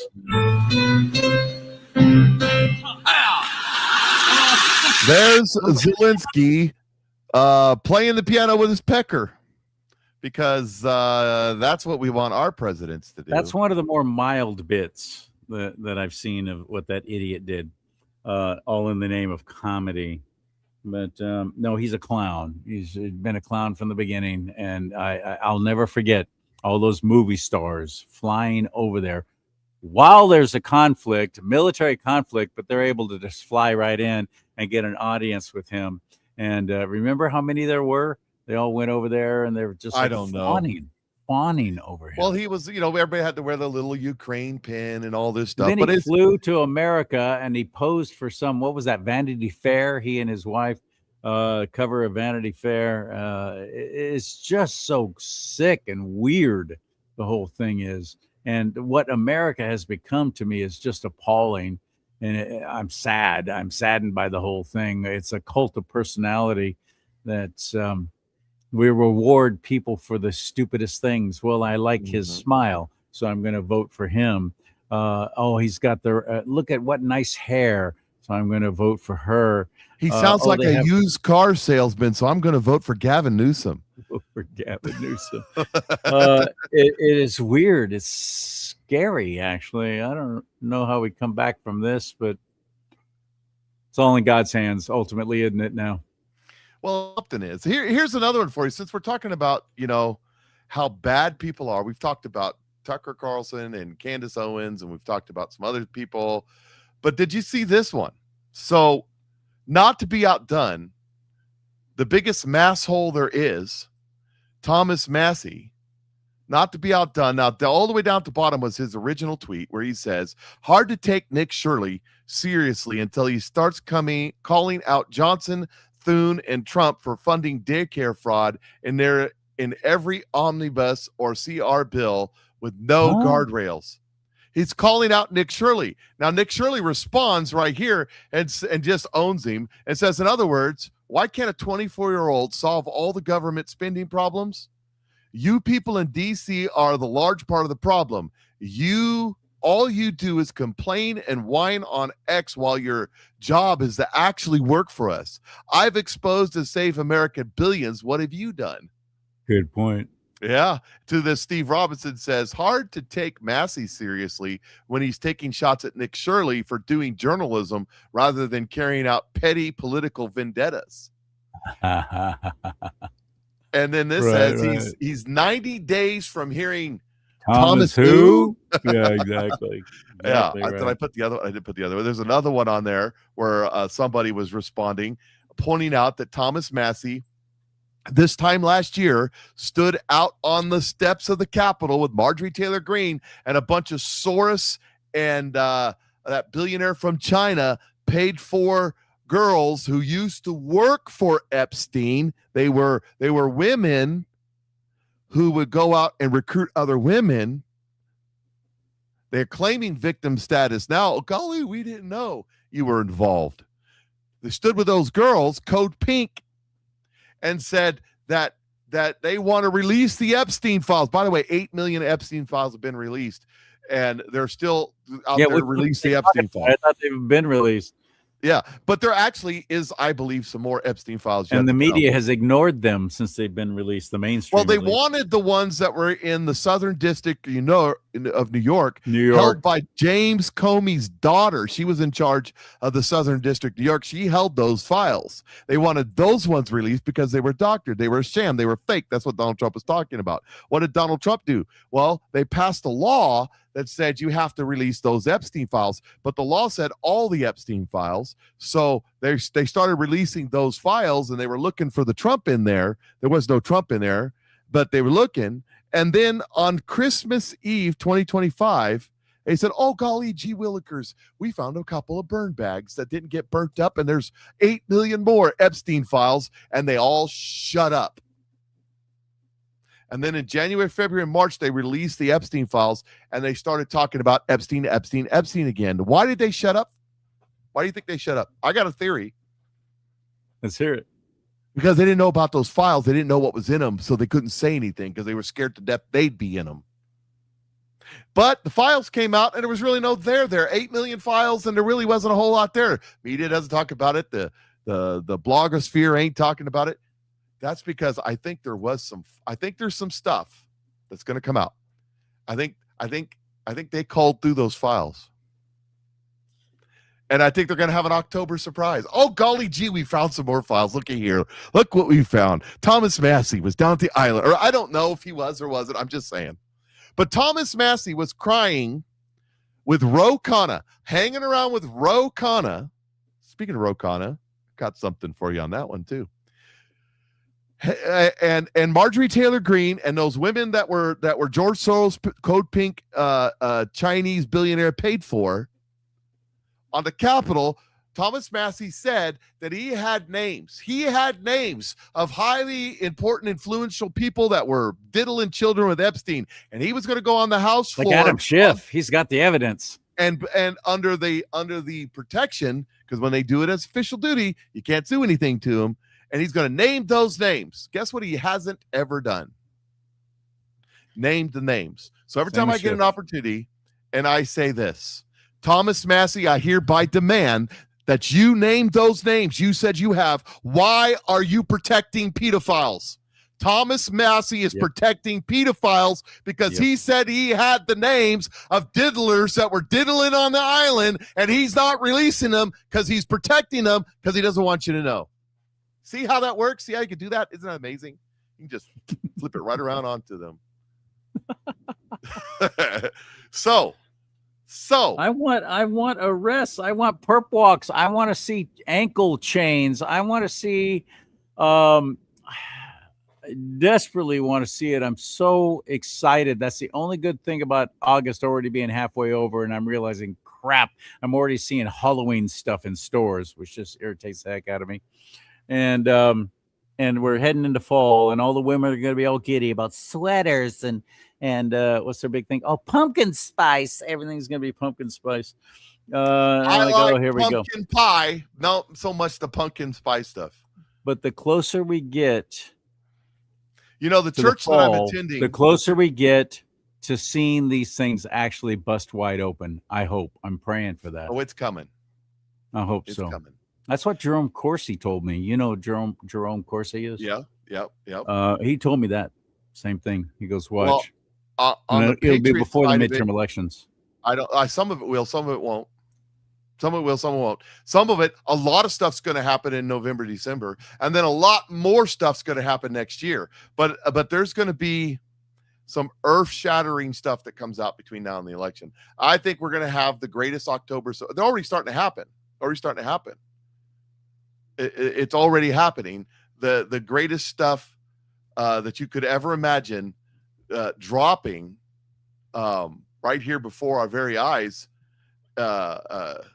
It's off the subject. You were wanting to go towards the insider trading stuff, but yeah, do that real quick, and then I'll talk about what's already happening.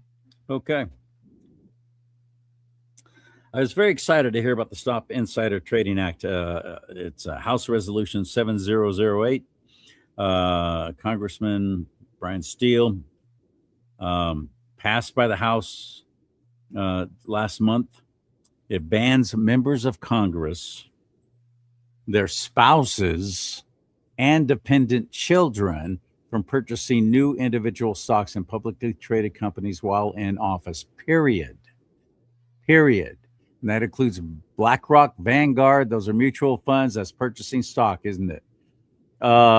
It does not enforce divestment of existing portfolios, though. And it passed the House, but the Senate, it's well, look what the Senate's doing. They're floundering and horrific, and I can't wait for. There's got to be change. There just has to be. Anyway, it prohibits lawmakers, spouses. I told you all this. Requires a public notice filed 7 to 14 days before selling any existing covered investments. Fines violators and violators a greater of $2,000 to 10% of the transaction, which to those clowns is really nothing. Alongside the forfeiture of any net profits. I don't want that. I want them jailed, just like Martha Stewart was, or you and I would be. Wesley Snipes. Yep. Exceptions includes carve-outs for specific employment compensation, such as a spouse working as a corporate CFO or in the financial sector and pre-existing mutual funds or diversified assets. So that's why in the Senate, so many voted against it, because they said, well, the bill's too weak because it permits officials to retain and selectively sell existing stock holdings rather than mandating complete blind trusts or total divestment. Here's my message to you, Democrats, you filthy, dirty Democrats, and you equally filthy, dirty rhinos who voted against that. And pass this, get this on the books, and then do another one. Do another one that covers that up. They do it all the time here in California. The filthy communists in office don't get what they want. Well, they'll work with this and they'll get that passed. And then the next election, guess what's slipping in there? Something that fills in those gaps. Only theirs is always nefarious and filthy. These idiots. What? If you just vote harder and give them more money, they'll get it next time. Oh, you're right. Next time. We'll get them next time. It's just like Thune came out and said they just don't have the votes to pass the Save America Act, but we can use it to run against the Democrats in November. They'll cheat, you freaking idiot. Talk on these people. Yeah. But really if you vote harder. Have you heard anybody else in the media actually talking about this, though, by the way? No, they don't care because I'm not hearing anybody talking about it. No, because they don't want to bring it up. They don't want to talk about it too hard. Because if you talk about it too hard, then you just have to start asking questions how these politicians go into office making $175,000 a year, dead broke, and then in 5 years they're multimillionaires. How'd that happen? And even their stocks can't explain it. How'd that happen? And so came in idling. It doesn't have the votes to pass. Oh, nothing has the votes to pass. Read the second time. It's been placed on the Senate legislative calendar under general orders calendar, but they're not in session now anyway, are they? No, they don't have the votes to pass that. They have passed through the Senate like 3 times in the last several months a bill to stop the war in Iran, which gets defeated in the House. Yeah, and that's something. They don't just, I just can't. And you know what the Republicans are doing right now? John Thune is having them swear in.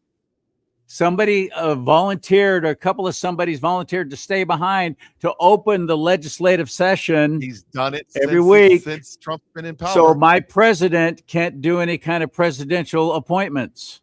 That's right. It's called a recess appointment. You're allowed to do a recess appointment when the House and the Senate are in recess. That's how Obama got a lot of things done. Yes. Reagan did hundreds of them. Obama did hundreds of them. The Bushes did hundreds of them. The Clintons did several hundreds of them. The first term, Trump did hundreds of them. But this term, he's done zero because they've never shut down the Senate. Right. This is a And Republican. those are the Republicans. Yes. They- Thank you. they hate Exactly. Trump. We just said They it in hate stereo. They want to destroy They America. do. They're Yes. in on it.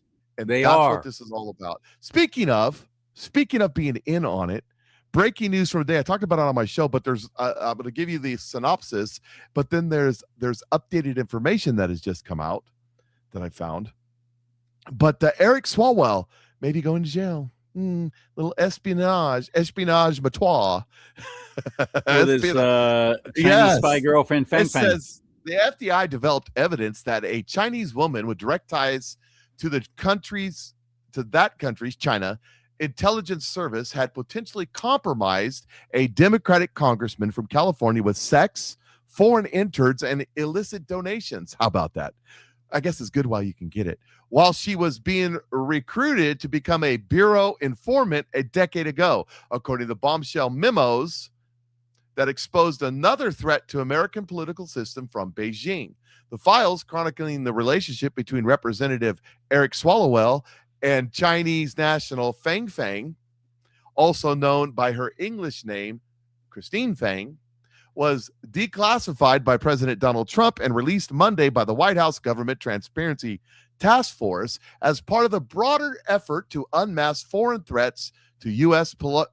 politicians and election systems. By the way, Executive Order, National Security Act on elections inbound.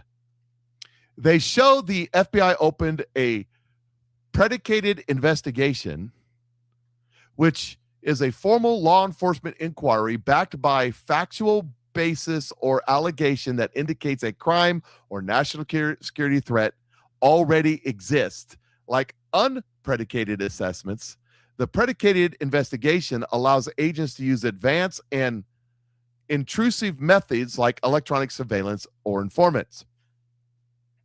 The files. Hang on, everybody. It's getting to the good stuff now as they're about to describe what was going on between Swallowwell and his Fang. Yep, Swallow and bang, bang, fang, fang. Bang, bang, bang, bang. The files provide significant new details about the long-rumored relationship between Fang and Swalwell. Including, here we go. The FBI initially wanted to investigate the congressman for bribery schemes in which he exchanged donations from Fang for her placing interns in his office. Planting planting inserts in his office. Yes. I'm sorry. Don't just ignore me. The eventually decided to narrow the case to seek criminal charges only against Fang for making illegal donations to California Democrat through Not the fact that he took the donations. Okay, Right, interesting. yes. Swalwell Pathetic. admitted to Okay, here we having go. sex with Fang. Here we go. His staff His- placing Fang's interns in His Congress. staff? What is that talking about? What are they? Which what are they- staff are you referring to? I don't want to hear about Eric's staff. Not one like Zelensky. That is Okay, the good. people that work for him. The piano staff? Yes. Okay, got it. Fang's now listen to the wording of this. This His it gets staff my- placing Fang's interns in Congress and not having a strong enough campaign In finance system. Congress. Not just in his Congress. office. Oh, interns in Congress. Congress. Oh, thank you for pointing that out. And not having a Good strong point. enough finance campaign finance system to detect straw donations, which that's the whole purpose of things like Act Blue. So she allegedly passed through U.S.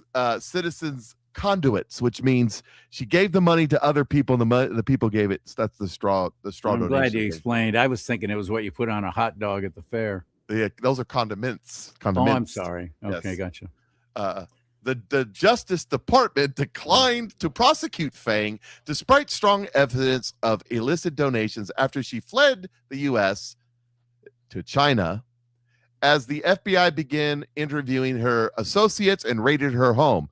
Oops. The early steps in the investigation were overseen in part by controversial prosecutor Jack Smith, Oh, who that would later pig. pursue Donald Trump on criminal charges. Now, What a Jack Smith loser. decided not to go after Fang Fang Bang Bang Of or course he Eric did. Swallowwell, but we got to go after Trump.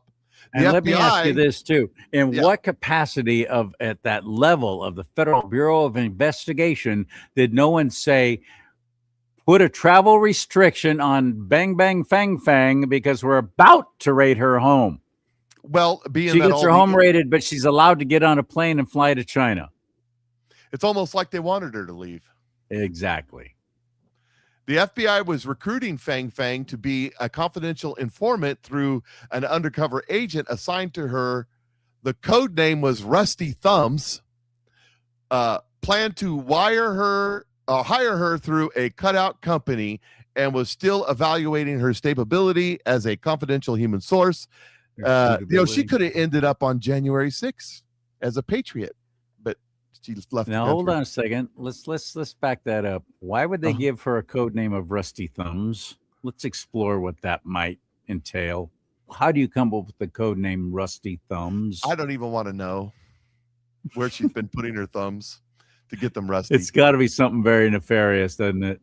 Well, Rusty Thumbs. Interesting. well, No, with code name. Let's think of some of the other code names they could have come up with for a Chinese spy. Code named Bang Bang Egg Fang Roll. Fang. Egg Roll. Yeah, could have been. Code name Mushu. Code name Egg Foo Young. Could have been like some the young guy. like the picture right behind me, Peking duck. Peking duck. That would have been a good one. Yeah, Peking duck. That would have been perfect, actually. Right. Or almond pressed duck. Yes. Okay, the last paragraph. FBI knew early on during the recruitment that Bang Bang Fang Fang was tied to China's Ministry of State Security. They already freaking knew. Beijing's notorious intelligence service, that's their CIA, their MI6. The Bureau also identified her parents as MSS agent. Her parents, too. It's all in the family. Boy, the way Glenn Miller played. Knew she was raising money for California Democrats and willing to use sex as a means of getting ahead in the world of U.S. politics.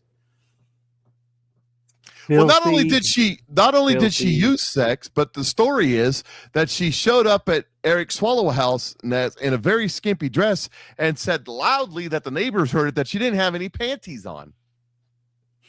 And then she spent time in Eric Swallowell's house for a few hours and then left. That's a true story, so they say. Okay, so there's a story. Lots of stuff out on that's been well discussed. It did. And the Here mainstream media will talk about that because, for one thing, if Swalwell was still running for governor of California, you'd hear none of this. But he's not. He is back down. No, they've already torched him. I don't know what they did. I don't know what he did to piss off some real higher ups, but obviously it had to be huge. I think here's the basics. So here's my theory. When I'm listening to Xavier Baccaria, as President Slow Joe Biden called him, Javier Becerra, as I'm listening to him in some kind of press conference, and I'm thinking he's just this side of dullard.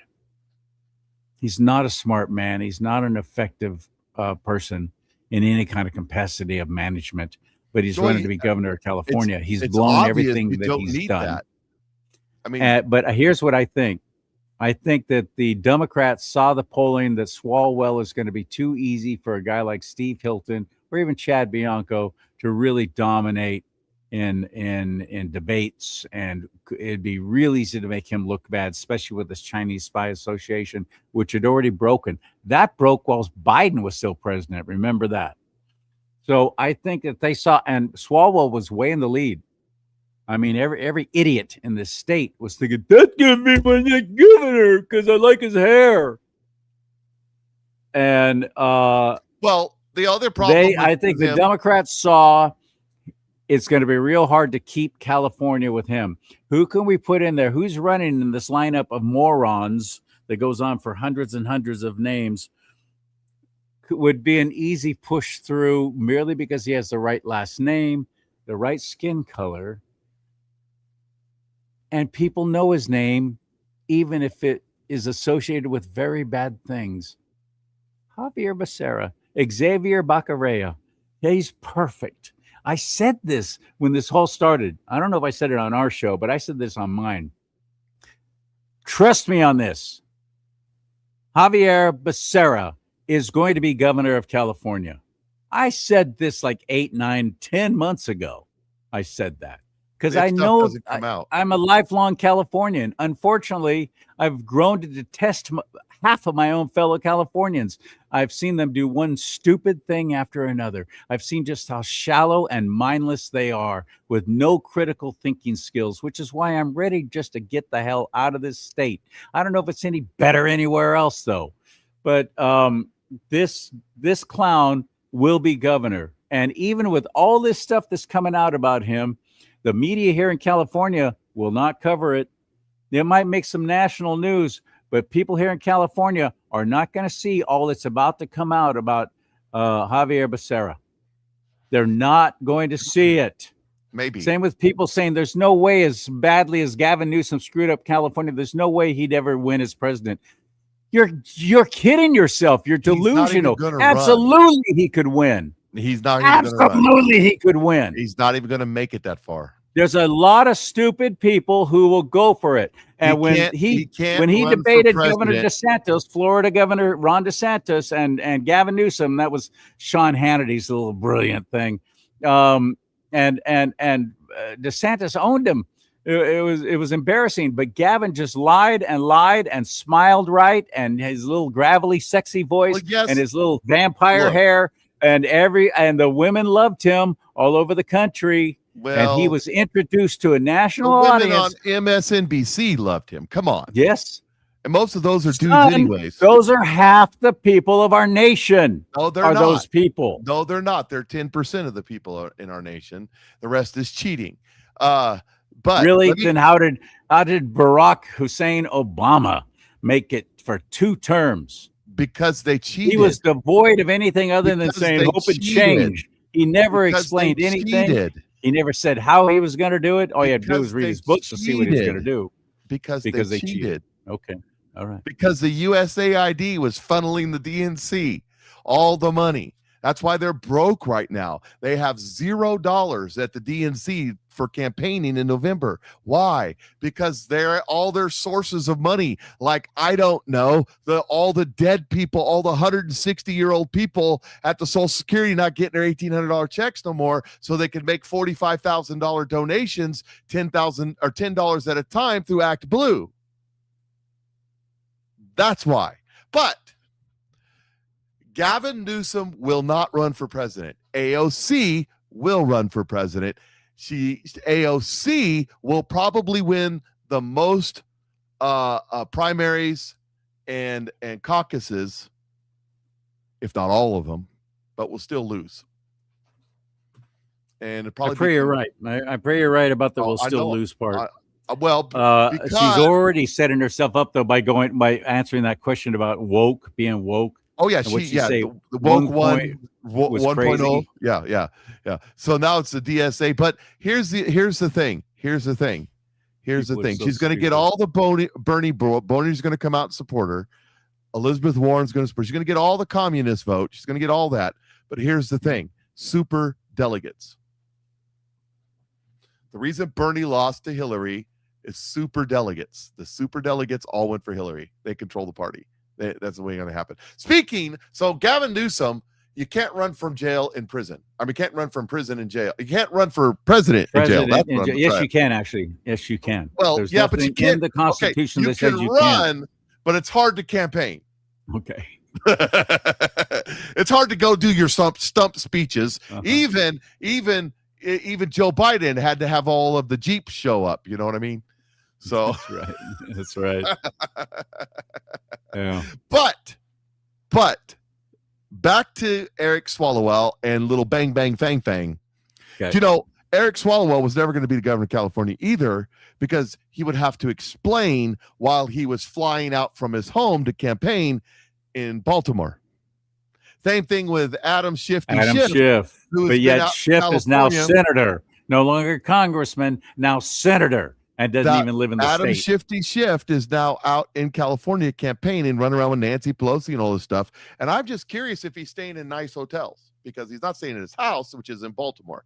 Anyways, that's just questions inquiring minds want to know.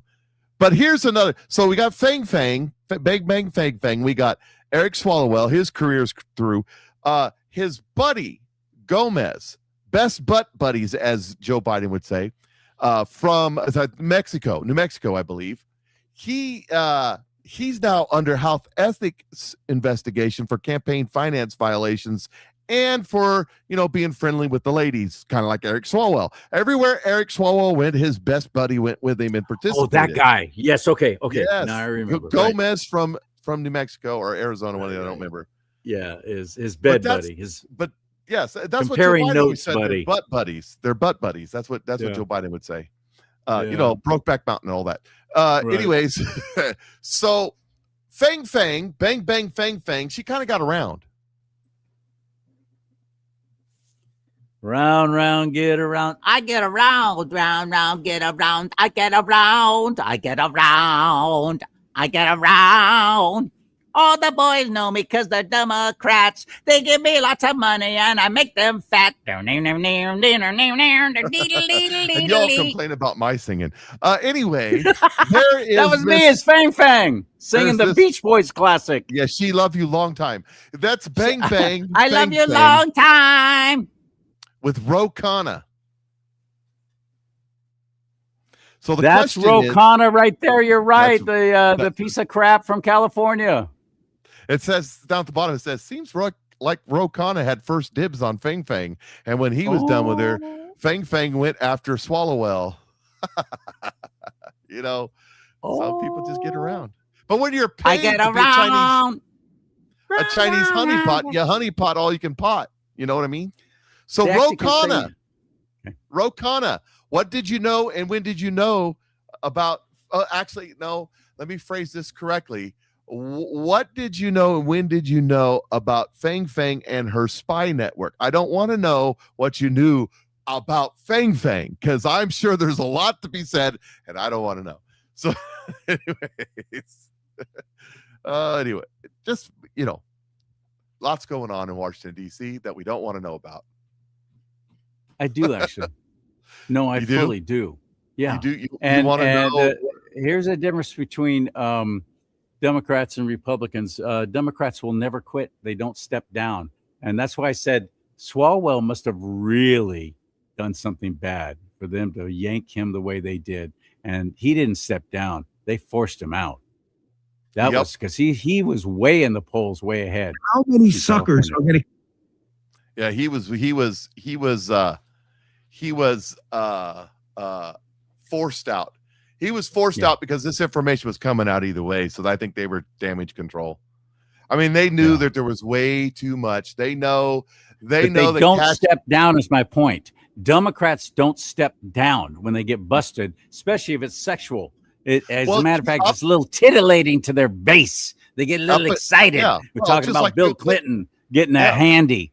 And the women secretly love it, and it's exciting. I wish it was my lips. Well, they're pathetic. It's ridiculous. They don't step down. Republicans, even a hint of scandal. Oh, I quit. Okay, I quit. I'm sorry. I'm sorry, everybody. There's a difference. I didn't do anything, but I'm quitting anyway. I'm quitting office.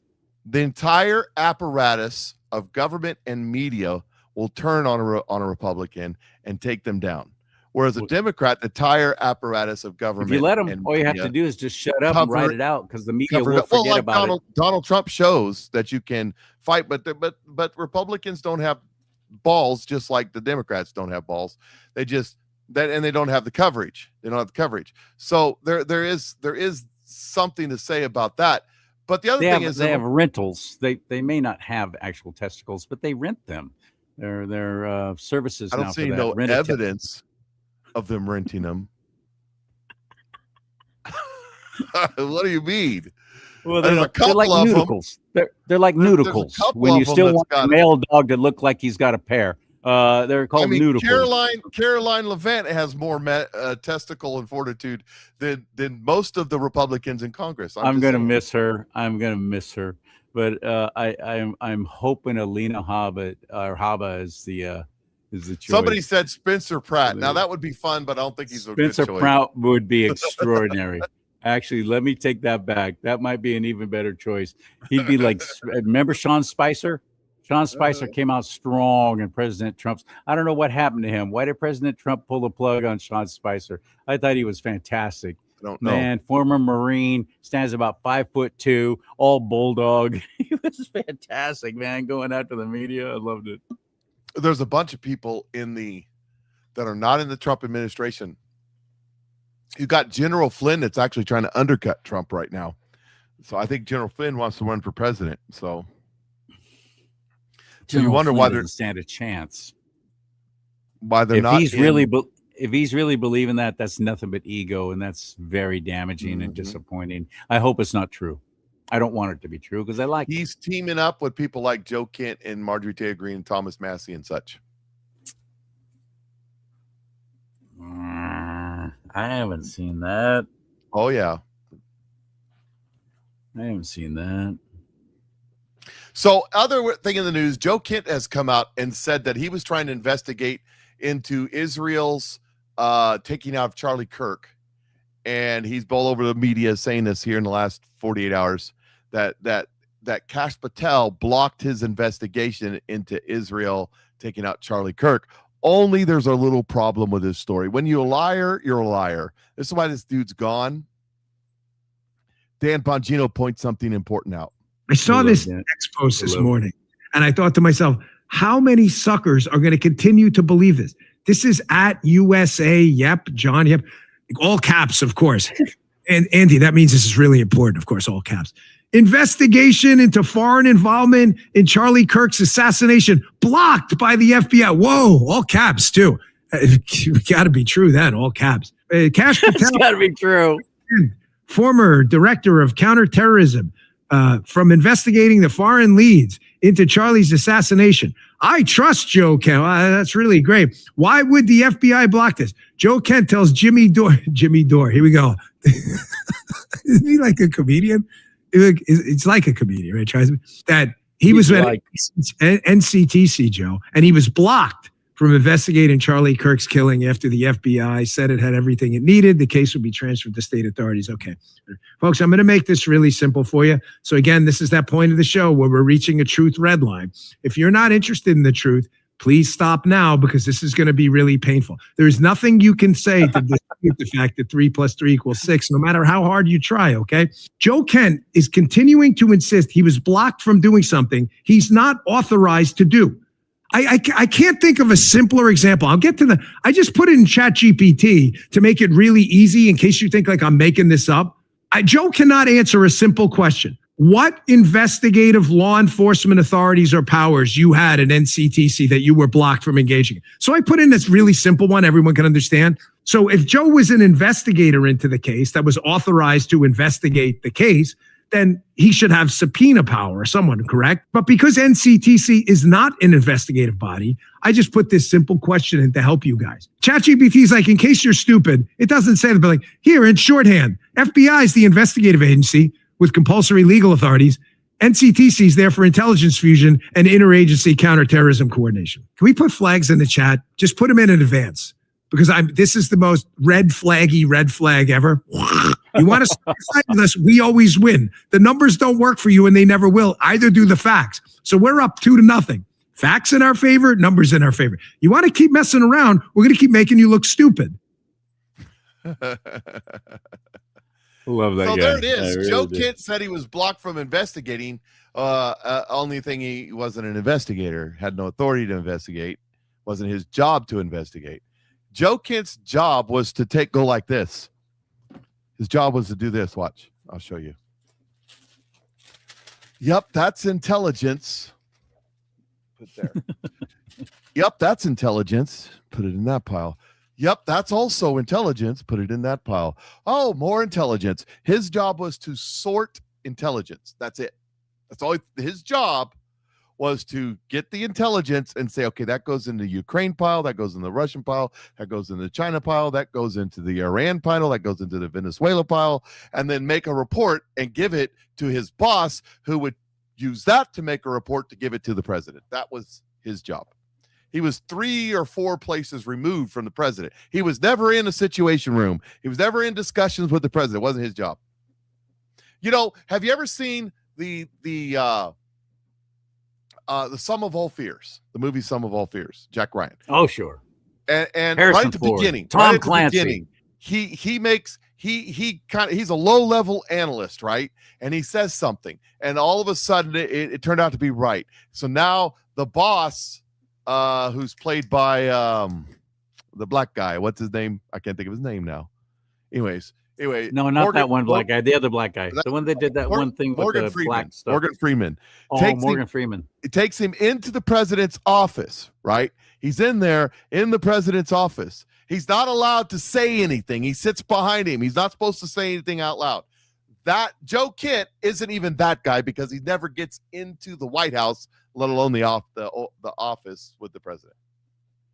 He's the low-level analyst in a back room somewhere. That's who he was. All that. He's so important. He's so impotent. I'm very impotent. Don't you know how impotent I am? Yeah, well, if you're, and he's, by the way, he's the leaker. Oh, and the Eric Swalwell stuff.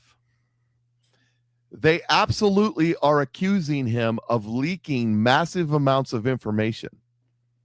He stayed on the, what was that? Intelligence committee.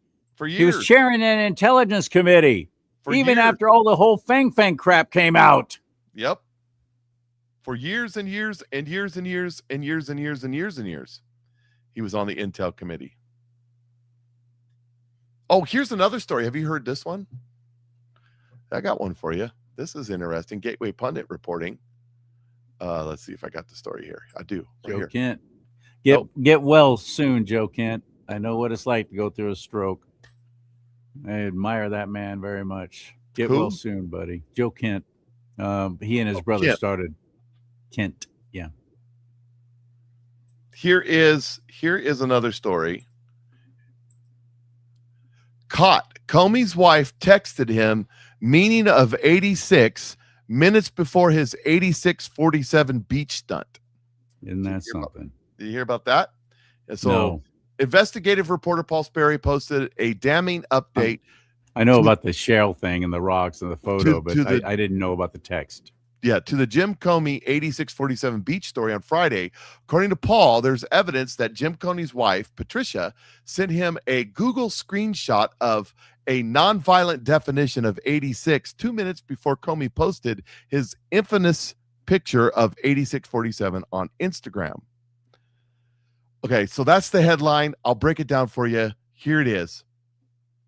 So a few minutes before, so James Comey's walking along the beach. We all remember the story. And golly Shazam, there's a seashell formation. I'm going to take a picture of it. Just ran across it. Just magic. You know the old story that if you take an infinite number of monkeys and give them an infinite number of typewriters and let them bang away, pretty soon they would write a Shakespearean play.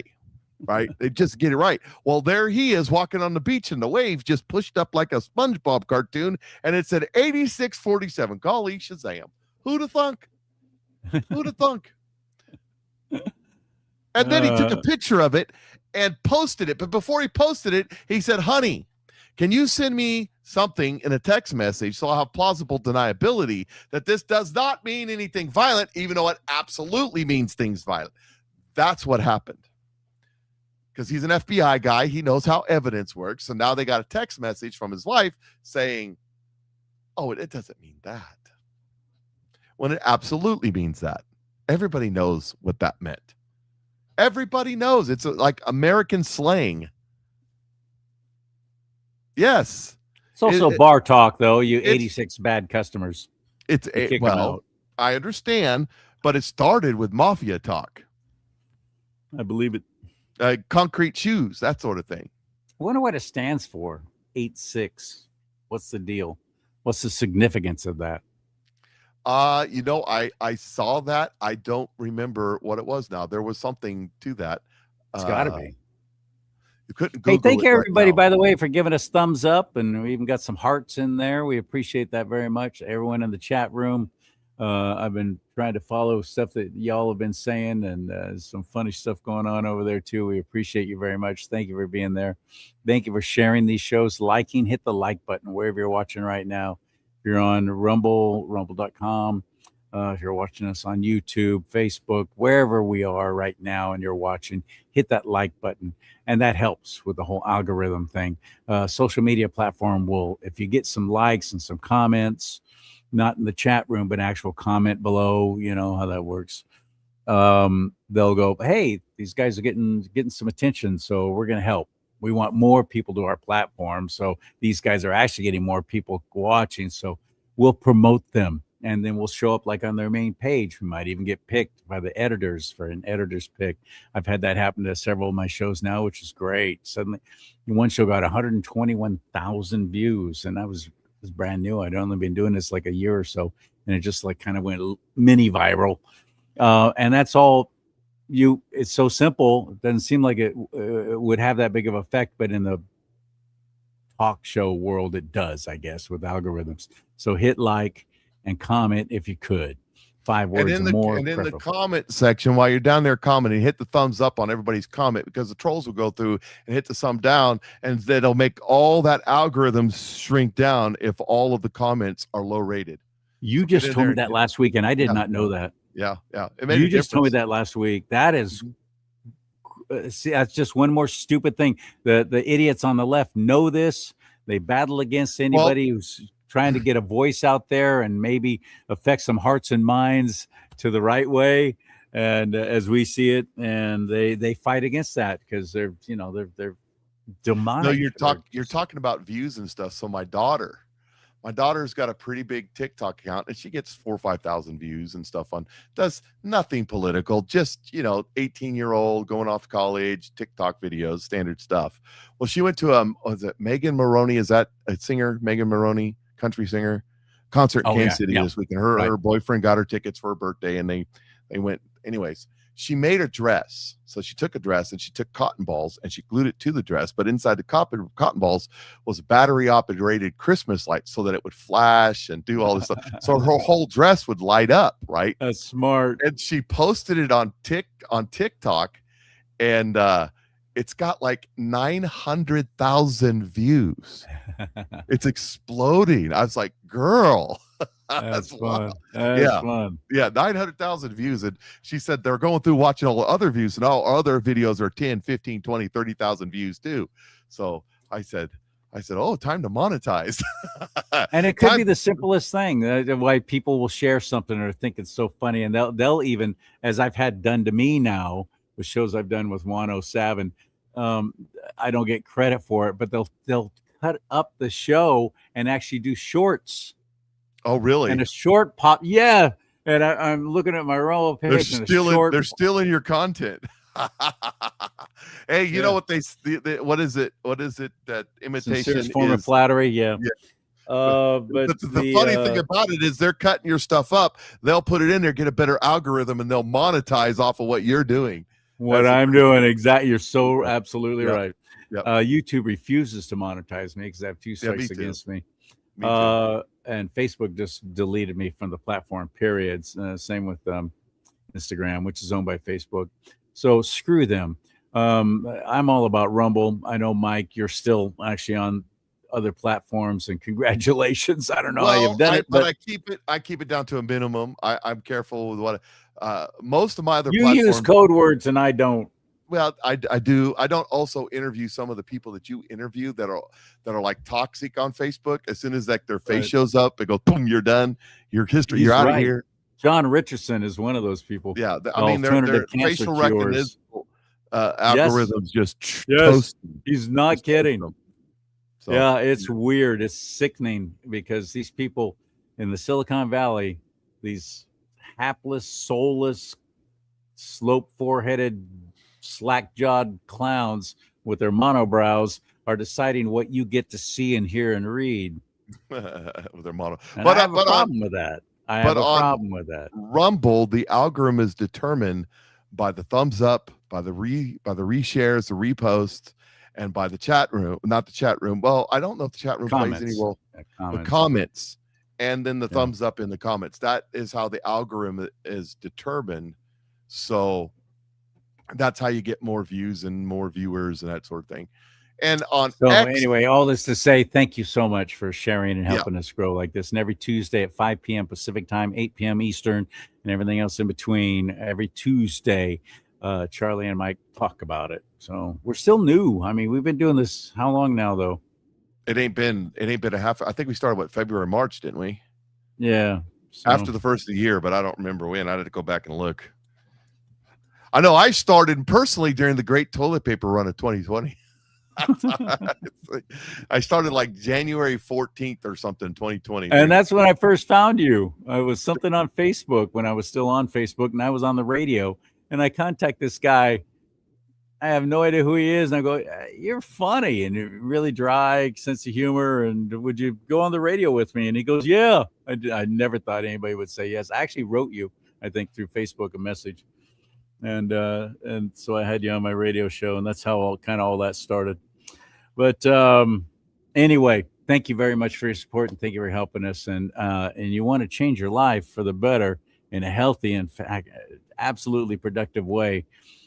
Click on that QR code right there and use my name as a promo code, and you'll get a nice little 10% discount too on naturally derived products, American made, which is really important to me. We kind of just did a commercial. I don't want to go into another commercial, but and thank you for this comment there. We need to start doing the reels on Facebook, just a minute or two. Facebook seems to be getting kind of a resurgence. They were like old news there for a while, but they seem to be coming back. I should contact them again. It's been a little over a year now since they deleted me off the You platform. should contact them again and say that my attorneys are discussing the revelations about Dr. Fauci and the Fauci ouchie, and that he was lying totally about everything. Speaking of lying, since we're on that subject, we'll get this thrown in here real quick. I actually Okay. had this queued up. Good. This is just breaking today. It says breaking: major Fauci advisor David Moran, whatever his name is, this guy, pleaded Moron. guilty to conspiracy to defraud the U.S. DOJ announces he was involved in hiding federal records during COVID. This is huge. He was like Fauci's right-hand man. He said he could blow the whistle regarding even more would-be criminal activity by Fauci if not for the pardon, which could aid the state cases. So Can you blow that up? I want to see that. Look at that guy, the guy on top. I realize who he reminds me of. That's as big. Wasn't as that one of the guys sitting in the balcony making fun of all the Muppets? And the I Muppet think it Show? was. Yeah. I think it was. Yeah. Cracking all the jokes. Yeah. That's the guy. But That's what he's doing now. He just pled guilty. He's getting ready to go on trial. So the question is, watch and see if he gets that he's spilling the beans. Did he get a what? What was that? He gets a slap on the wrist. You're Oh, a bad slap on boy. the wrist. You're a bad boy. Gets a year or two in Club Med down there with Gasoline Maxwell. Gasoline. It gets down there, and you gotta imagine. I just we'll go back to the bang bang fang fang. that the apparatus is probably contagious, if you know what I mean. People like that. The apparatus is probably contagious. Mm-hmm. Wait, you're talking about STDs? Oh, well, those things, yes. Like I said, gasoline. It's a fire. It's burning. It burns when I pee. So, or worse. Or worse. And they're not trying to say that they get around, but they love you long time. So you want me to do my Fang Fang singing the BJ's Beach Boys hit BJ's? I said. Well, It's that new hit from the BJ's. I get around. I get around. I think we need to record that. Time. You need to do one of your little AI cartoons of. Maybe I will. Maybe I will. I'll write that out and I'll sing it and then see if you can make a little cartoon out of it. Well, I can make it so that you can sing better. I'm just kidding. I'm not trying to sing well. I actually we used to be a professional singer. I sing quite well. I'm impersonating Fang Fang, how I'd imagine she would. It's not. They all sound like Yoko Ono to me. Well, That was Yoko- racist. What I just said. well, it is what it is. They are who they are. So, yeah. Anyway, what else we got? Anything else? Any final thoughts? No, sir. I got one final thought that I just want to leave it. I talked about it on my show today, right as I was parting my show today. So I'll part Okay. your show with it. And that is, I think I've seen this movie. It says humanoid robots capable of autonomously navigating rugged terrain and detecting people could eventually assist federal agents patrolling the southern border, according to the U.S. robotics company that Now. told Fox News Digital it has already demonstrated that the technology to the Department of Homeland Security officials. And I'm just saying, I've seen this movie, and it never ends well. These movies never end well. When you start arming the robots, it's not good. No, and all these things that people are all excited about now, like flock cameras. Who's paying? That's the one thing I did want to bring up, but then I looked at the time and I went, okay, I might as well not go into this right now. Yeah, I got an opinion on flock cameras, but most people don't like it. Who is paying for it? Why is it happening? Well, Why is it taxpayers so? are. I figured we had to be somehow, some way paying for it. Your local. Did any of us get any say in it? Did any of us say who are they watching? How are the police officers who are going through some kind of breakup with their hoe spouse able to hack into those cameras and actually follow their little girlfriends around? This is crazy. This is creepy. The problem isn't the cameras. Who's paying for it? The taxpayer, whether it's your city, your county, your municipality. To what end? Who's got the contract? Are all the cameras the same? They seem to be all the same. Where are they coming from? Who's supplying them? Are they China? I'll tell you, Flock Camera is a company. It's a brand. I figured it had to be. Like your doorbell. Why are they coming up with this name? Okay, gotcha. That's like your ring doorbell. It's a company. It's a company. They come to your municipality. Say we put these cameras up, helps with protection, law enforcement, whatever. Okay, here's my problem with it. Here's my problem with the people going around cutting them down and all that other stuff. First of all, you're setting yourself up. They're going to charge you. You know they're going to charge you. Yes, but I'm a freedom fighter. Then fight the law with the law. How about actually getting registered to vote, Chachi? Yeah, there's another one. We need to not worry about the flock camera, because while you're all focused on the flock camera, there's 26 drones above you recording everything you're doing. Right. Okay. Right. Helicopter, satellite, the whole work. I was talking about on my show. They actually have Cessna-sized aircraft or small jet aircraft right now. The CIA, NSA, whatever. They can fly over at 10, 20,000 feet over your house, and they can force a signal to your phone or your computer, even if they're turned off, and upload or download, let me say that slower for the people in the back, or download information data onto your device, even if it's off. Okay? So you're so worried, focused on the flock camera. You always got to ask yourself, if they're all talking about this, what else are they doing? Here's the problem.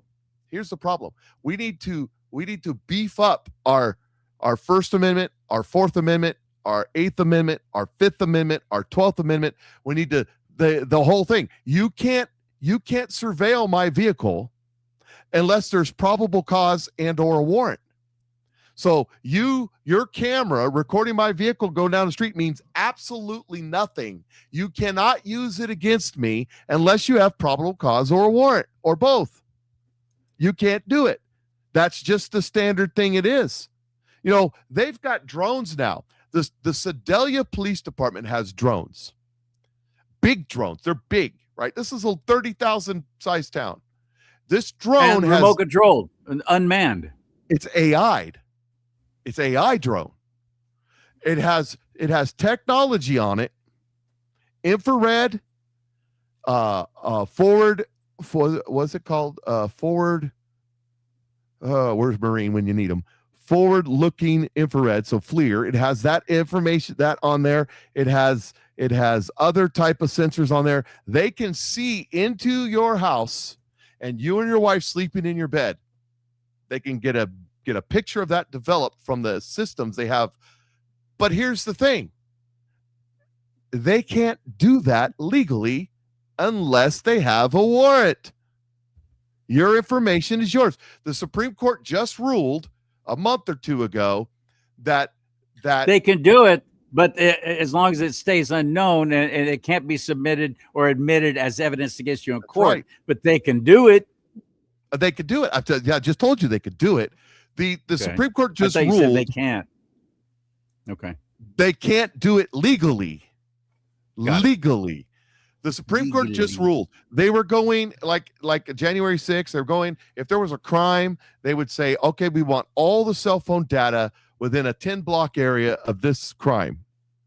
And there was a particular warrant they called that. I can't remember what it was called. And they were the Supreme Court ruled you can't do that. You can't just go collect people's data because they happen to be in the area. That's illegal. Well, these flock cameras are going to fall under that. Okay. So where you need to push back on this is our rights. No, you don't have the right to record me. Listen, we tried that for a while with radar detection when they were saying, well, I can't face my accuser. So, and they were having to throw out cases until they reworked this and reworked that. Yeah, they made it so that, and it depends on where you live, by the way. Those red light cameras, there were dudes in court fighting against it. This goes against the Constitution. Again, that depends on where you live, because your radar and your other stuff doesn't have near the effect that. Now, with your radar, right, you're committing a crime if it catches you going over the speed limit. So if your flock camera catches you doing a crime, now you're into probable cause, and now you can argue. That's what lawyers are for. But the problem is what we're finding out is, like you said, the ex-girlfriend happens to be a cop, is those people should be prosecuted. That's what needs to happen. Just like everything else, just like anything else. The problem is they're already so short-handed. They just talk about slap on the wrist and looking the other way. They're so short-handed for the most part. Nobody wants to be a police officer anymore, that's for sure, or even a sheriff's deputy. But they're having a hard time recruiting people in. It's also nefarious, the whole flock camera thing and the proliferation of it. It just came out of nowhere, and suddenly they're everywhere, and nobody's asking the question: who's paying really for this? What is this company? Who is behind this? Who's getting paid? That's what I want to know. Who's making money? Well, this company's getting paid by the taxpayer. They go in to the municipality or the county or whatever it is. So the county didn't have to pay for it, I'll bet. Huh? Yeah, they do. I bet that's part of the deal, isn't it? No, they pay for it. They go in they sign a contract and they say, we'll put up 21 flock cameras around your area to record these places, and you pay us X amount of dollars a month, just like your little doorbell subscription. It's the same sort of thing, except more zeros and commas. That's what it is. And it's not the camera we should be worried about. It's the laws behind it we need to be worried about. The protections that we have, because they don't have the right to just record you driving down the street. They don't have the right to do that. But that's not the camera, because while you're worried about the camera, the doggone drone's following you. It's all so damn filthy. I just don't know, man. Well, wait till we get the robots with shotguns. I mean, we get to that point, then what are you gonna do? Well, that's what brought this whole up when I got off on the you need to cease and desist. Yeah, I got off on the flock tangent. But there might be people now going, oh, this is great, fantastic. Yeah, let them patrol the border. That's awesome.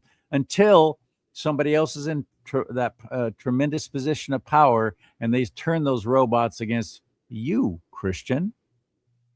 Well, and I believe that kind of stuff is coming. Let's not even go that far down the road. Who makes the decision? You give that robot, that autonomous, rugged terrain robot that looks like a person, give him a shotgun. Who makes the decision to pull the trigger? Does the robot make the decision to pull the trigger? Is there a human interface behind that robot pulling the trigger? Who makes the decision to pull the trigger? It's just like the flock cameras. How are we doing this behind the scenes legally? That's the Hey, question. by the we have. way, I will remind you all, if you're thinking, yeah, the robots patrolling the border is a great idea and let them carry I don't think anybody's shotguns. thinking Do you that. realize when the National Guard was deployed down there, and this started back with Obama, when Marines before were then. being deployed to protect this and that, they were not allowed to have bullets in their guns. That's They right. did not have live ammunition on Right. them Our or in military their doesn't. weapons. It was all for show, is what I'm Yep. saying. Yep. So I was robots over. carrying. I was over in Saudi Arabia during the Gulf War, just before the Gulf War started. It's over in Saudi Arabia. We had an LPOP set up, a little lays out. We had one of them little cricket phones, you wind up, like this, and then you answer it. You remember those, right? And Sarah, we had an ammo box with a lock on it that we didn't give me have the a key sheriff, to. Sarah. Ammo box with the lock on it. Sorry. In that ammo box was one magazine for your M16 with one round in it. No key for the thing. That's the only ammunition we had. Other than that, I had a spear handle for my bayonet. That's it. That's all I had. I was in Saudi Arabia. The little thing chirped. This is a true story. The little thing chirped. Chirp, chirp, chirp, chirp. I answered it. LPOP, private cook. And they said, blah, blah, blah, CP, whatever. Reports of Sputznats in the area. If you see them, detain them. I said, detain them? With How? what? With what? Yeah. I said, you'll know they're here when I'm running past the CP. Okay? Click. It was a specialist on the other end. I wasn't talking to a lieutenant or somebody, but detain them, they said. The point is, though, when the National Guard, and we saw the video of those illegal idiots literally storming the gate and crashing through it, and the National Guardsmen were just saying, get the back. That's all they could say over and over again, as none of them did. And they're holding their weapons like they're actually going to use them. There's no freaking bullets in them. Yep. They got nothing. Yep. Nothing. Nobody talks about that. So what's going to happen with the robots with their shotguns? Think those are actually going to have anything in them? Why are they carrying shotguns? It's supposed to be a deterrent. All you have to believe me, the criminals know this. We're the ones that don't know this. Oh, yeah. We're the ones that fall for this. It's all about posturing. Look, we're doing something. We're doing something. And how much do posturing. those robots cost? But anyways, it's dumb. It's dumb. The whole thing's dumb. Everything's dumb. The whole world is dumb. The whole world is dumb. You know what, though? There's one earlier I was singing the Beach Boys hit I Get Around in the voice of Chinese spy Fang Fang. Look at this. What's been revealed as some plans for the military right now. Yoko Ono. Until they surrender. Yeah, that'll do it. I think that's brilliant. I think that'll work just fine. That'll do it. That'll solve all the problems right there. We don't need any more problems. That's it right there. Problems. That's it. Is instead of a direct energy weapon, it's a direct Yoko weapon. That's perfect. Okay, my friends, thank you for joining us here. If you can go to nuevalife.com or just click on this QR code, it'll take you right there. It's no longer nuevalife.com. They've changed that, by the way. It's nueva.com. Does that mean this QR code is no longer relevant? QR code still works. Okay. What is it now then? It's nueva.com. But you want to go through CharLee. You don't want to go that way. And if you have any trouble, message me at patriotmikeshow@gmail.com, patriotmikeshow@gmail.com, patriotmikeshow@gmail.com, and I will walk you through the process to help CharLee get the credit for it, because I can do that. And consider not just buying the product to use it and utilize it, which I am now, and I'm very happy I did, because I'm literally not only seeing but feeling the difference. I drove when I got off post, when we got released. I drove 7.5 hours, and they had supplied a rental car for me, so I had to go pick that up and then drive home from there, and that was another 1.5 hours. And so I drove for like 11 hours yesterday, and I did it. I had the energy. I wasn't at any point nodding off and going, "Oh, this is too much." This is what were you Nueva has changed my life, and Well, there you so go. I can literally tell you that it is working, and I'm so glad that I found it. Thank you, Mike, for introducing me to it. And now, so if you not only use the product, but you want to join us and actually being a marketer of it as well, you can make some great monetary rewards for it. It's not your classic pyramid or multi-level marketing kind of thing, because there's no buy-in. There's no cost. You don't have to buy a certain amount of product every month or any of that kind of crap, which bothers me so much with all those You other can, companies. though, if you want to. You can if you want to. Okay, all right. But if nobody sells any product and nobody makes any money. I'm just saying. Sure. Good point. Good point. I'm letting you know, It's like because if any you're other like me, business on the planet. I'm very skeptical of anything that's a MLM or pyramid. I don't want it. I'm not interested. I And get so this is not MLM this is not. PTSD. Yeah. So you can use that QR code right there if you want, and it'll get you a nice little 10% discount on product that you buy, and use my name as a promo code, but you got to spell it right. CharLeeSim, just one MONS, S on the end. And that'll get you your discount. So that's it for me, my friend from California. California. Well, yeah, me too. I ain't got nothing else. So tell you what, I thank y'all. Appreciate y'all being out there. Hit the thumbs up and share. Support our shows. Support both our shows, and support this show. It helps a lot.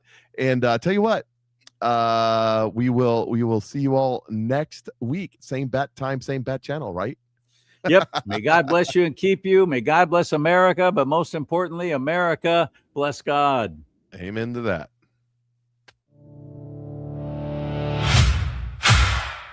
Charlie and Mike.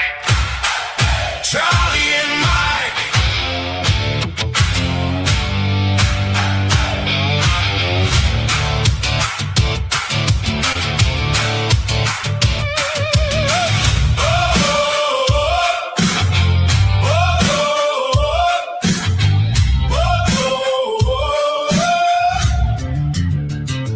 Talk about it. Tell the truth. God and country in the booth. We stand strong. We hold the line. Won't shut up. Not this time. Hands on heart, eyes up high. We were made to testify. Charlie and Mike. Charlie and Mike. God and country, we stand right. Truth on fire, we won't hide. USA, USA, side by side. Let them hear us, clear and loud. One small voice can move a crowd. Charlie and Mike, God and country, we stand right. Truth on fire, we won't hide. USA, USA, side by side.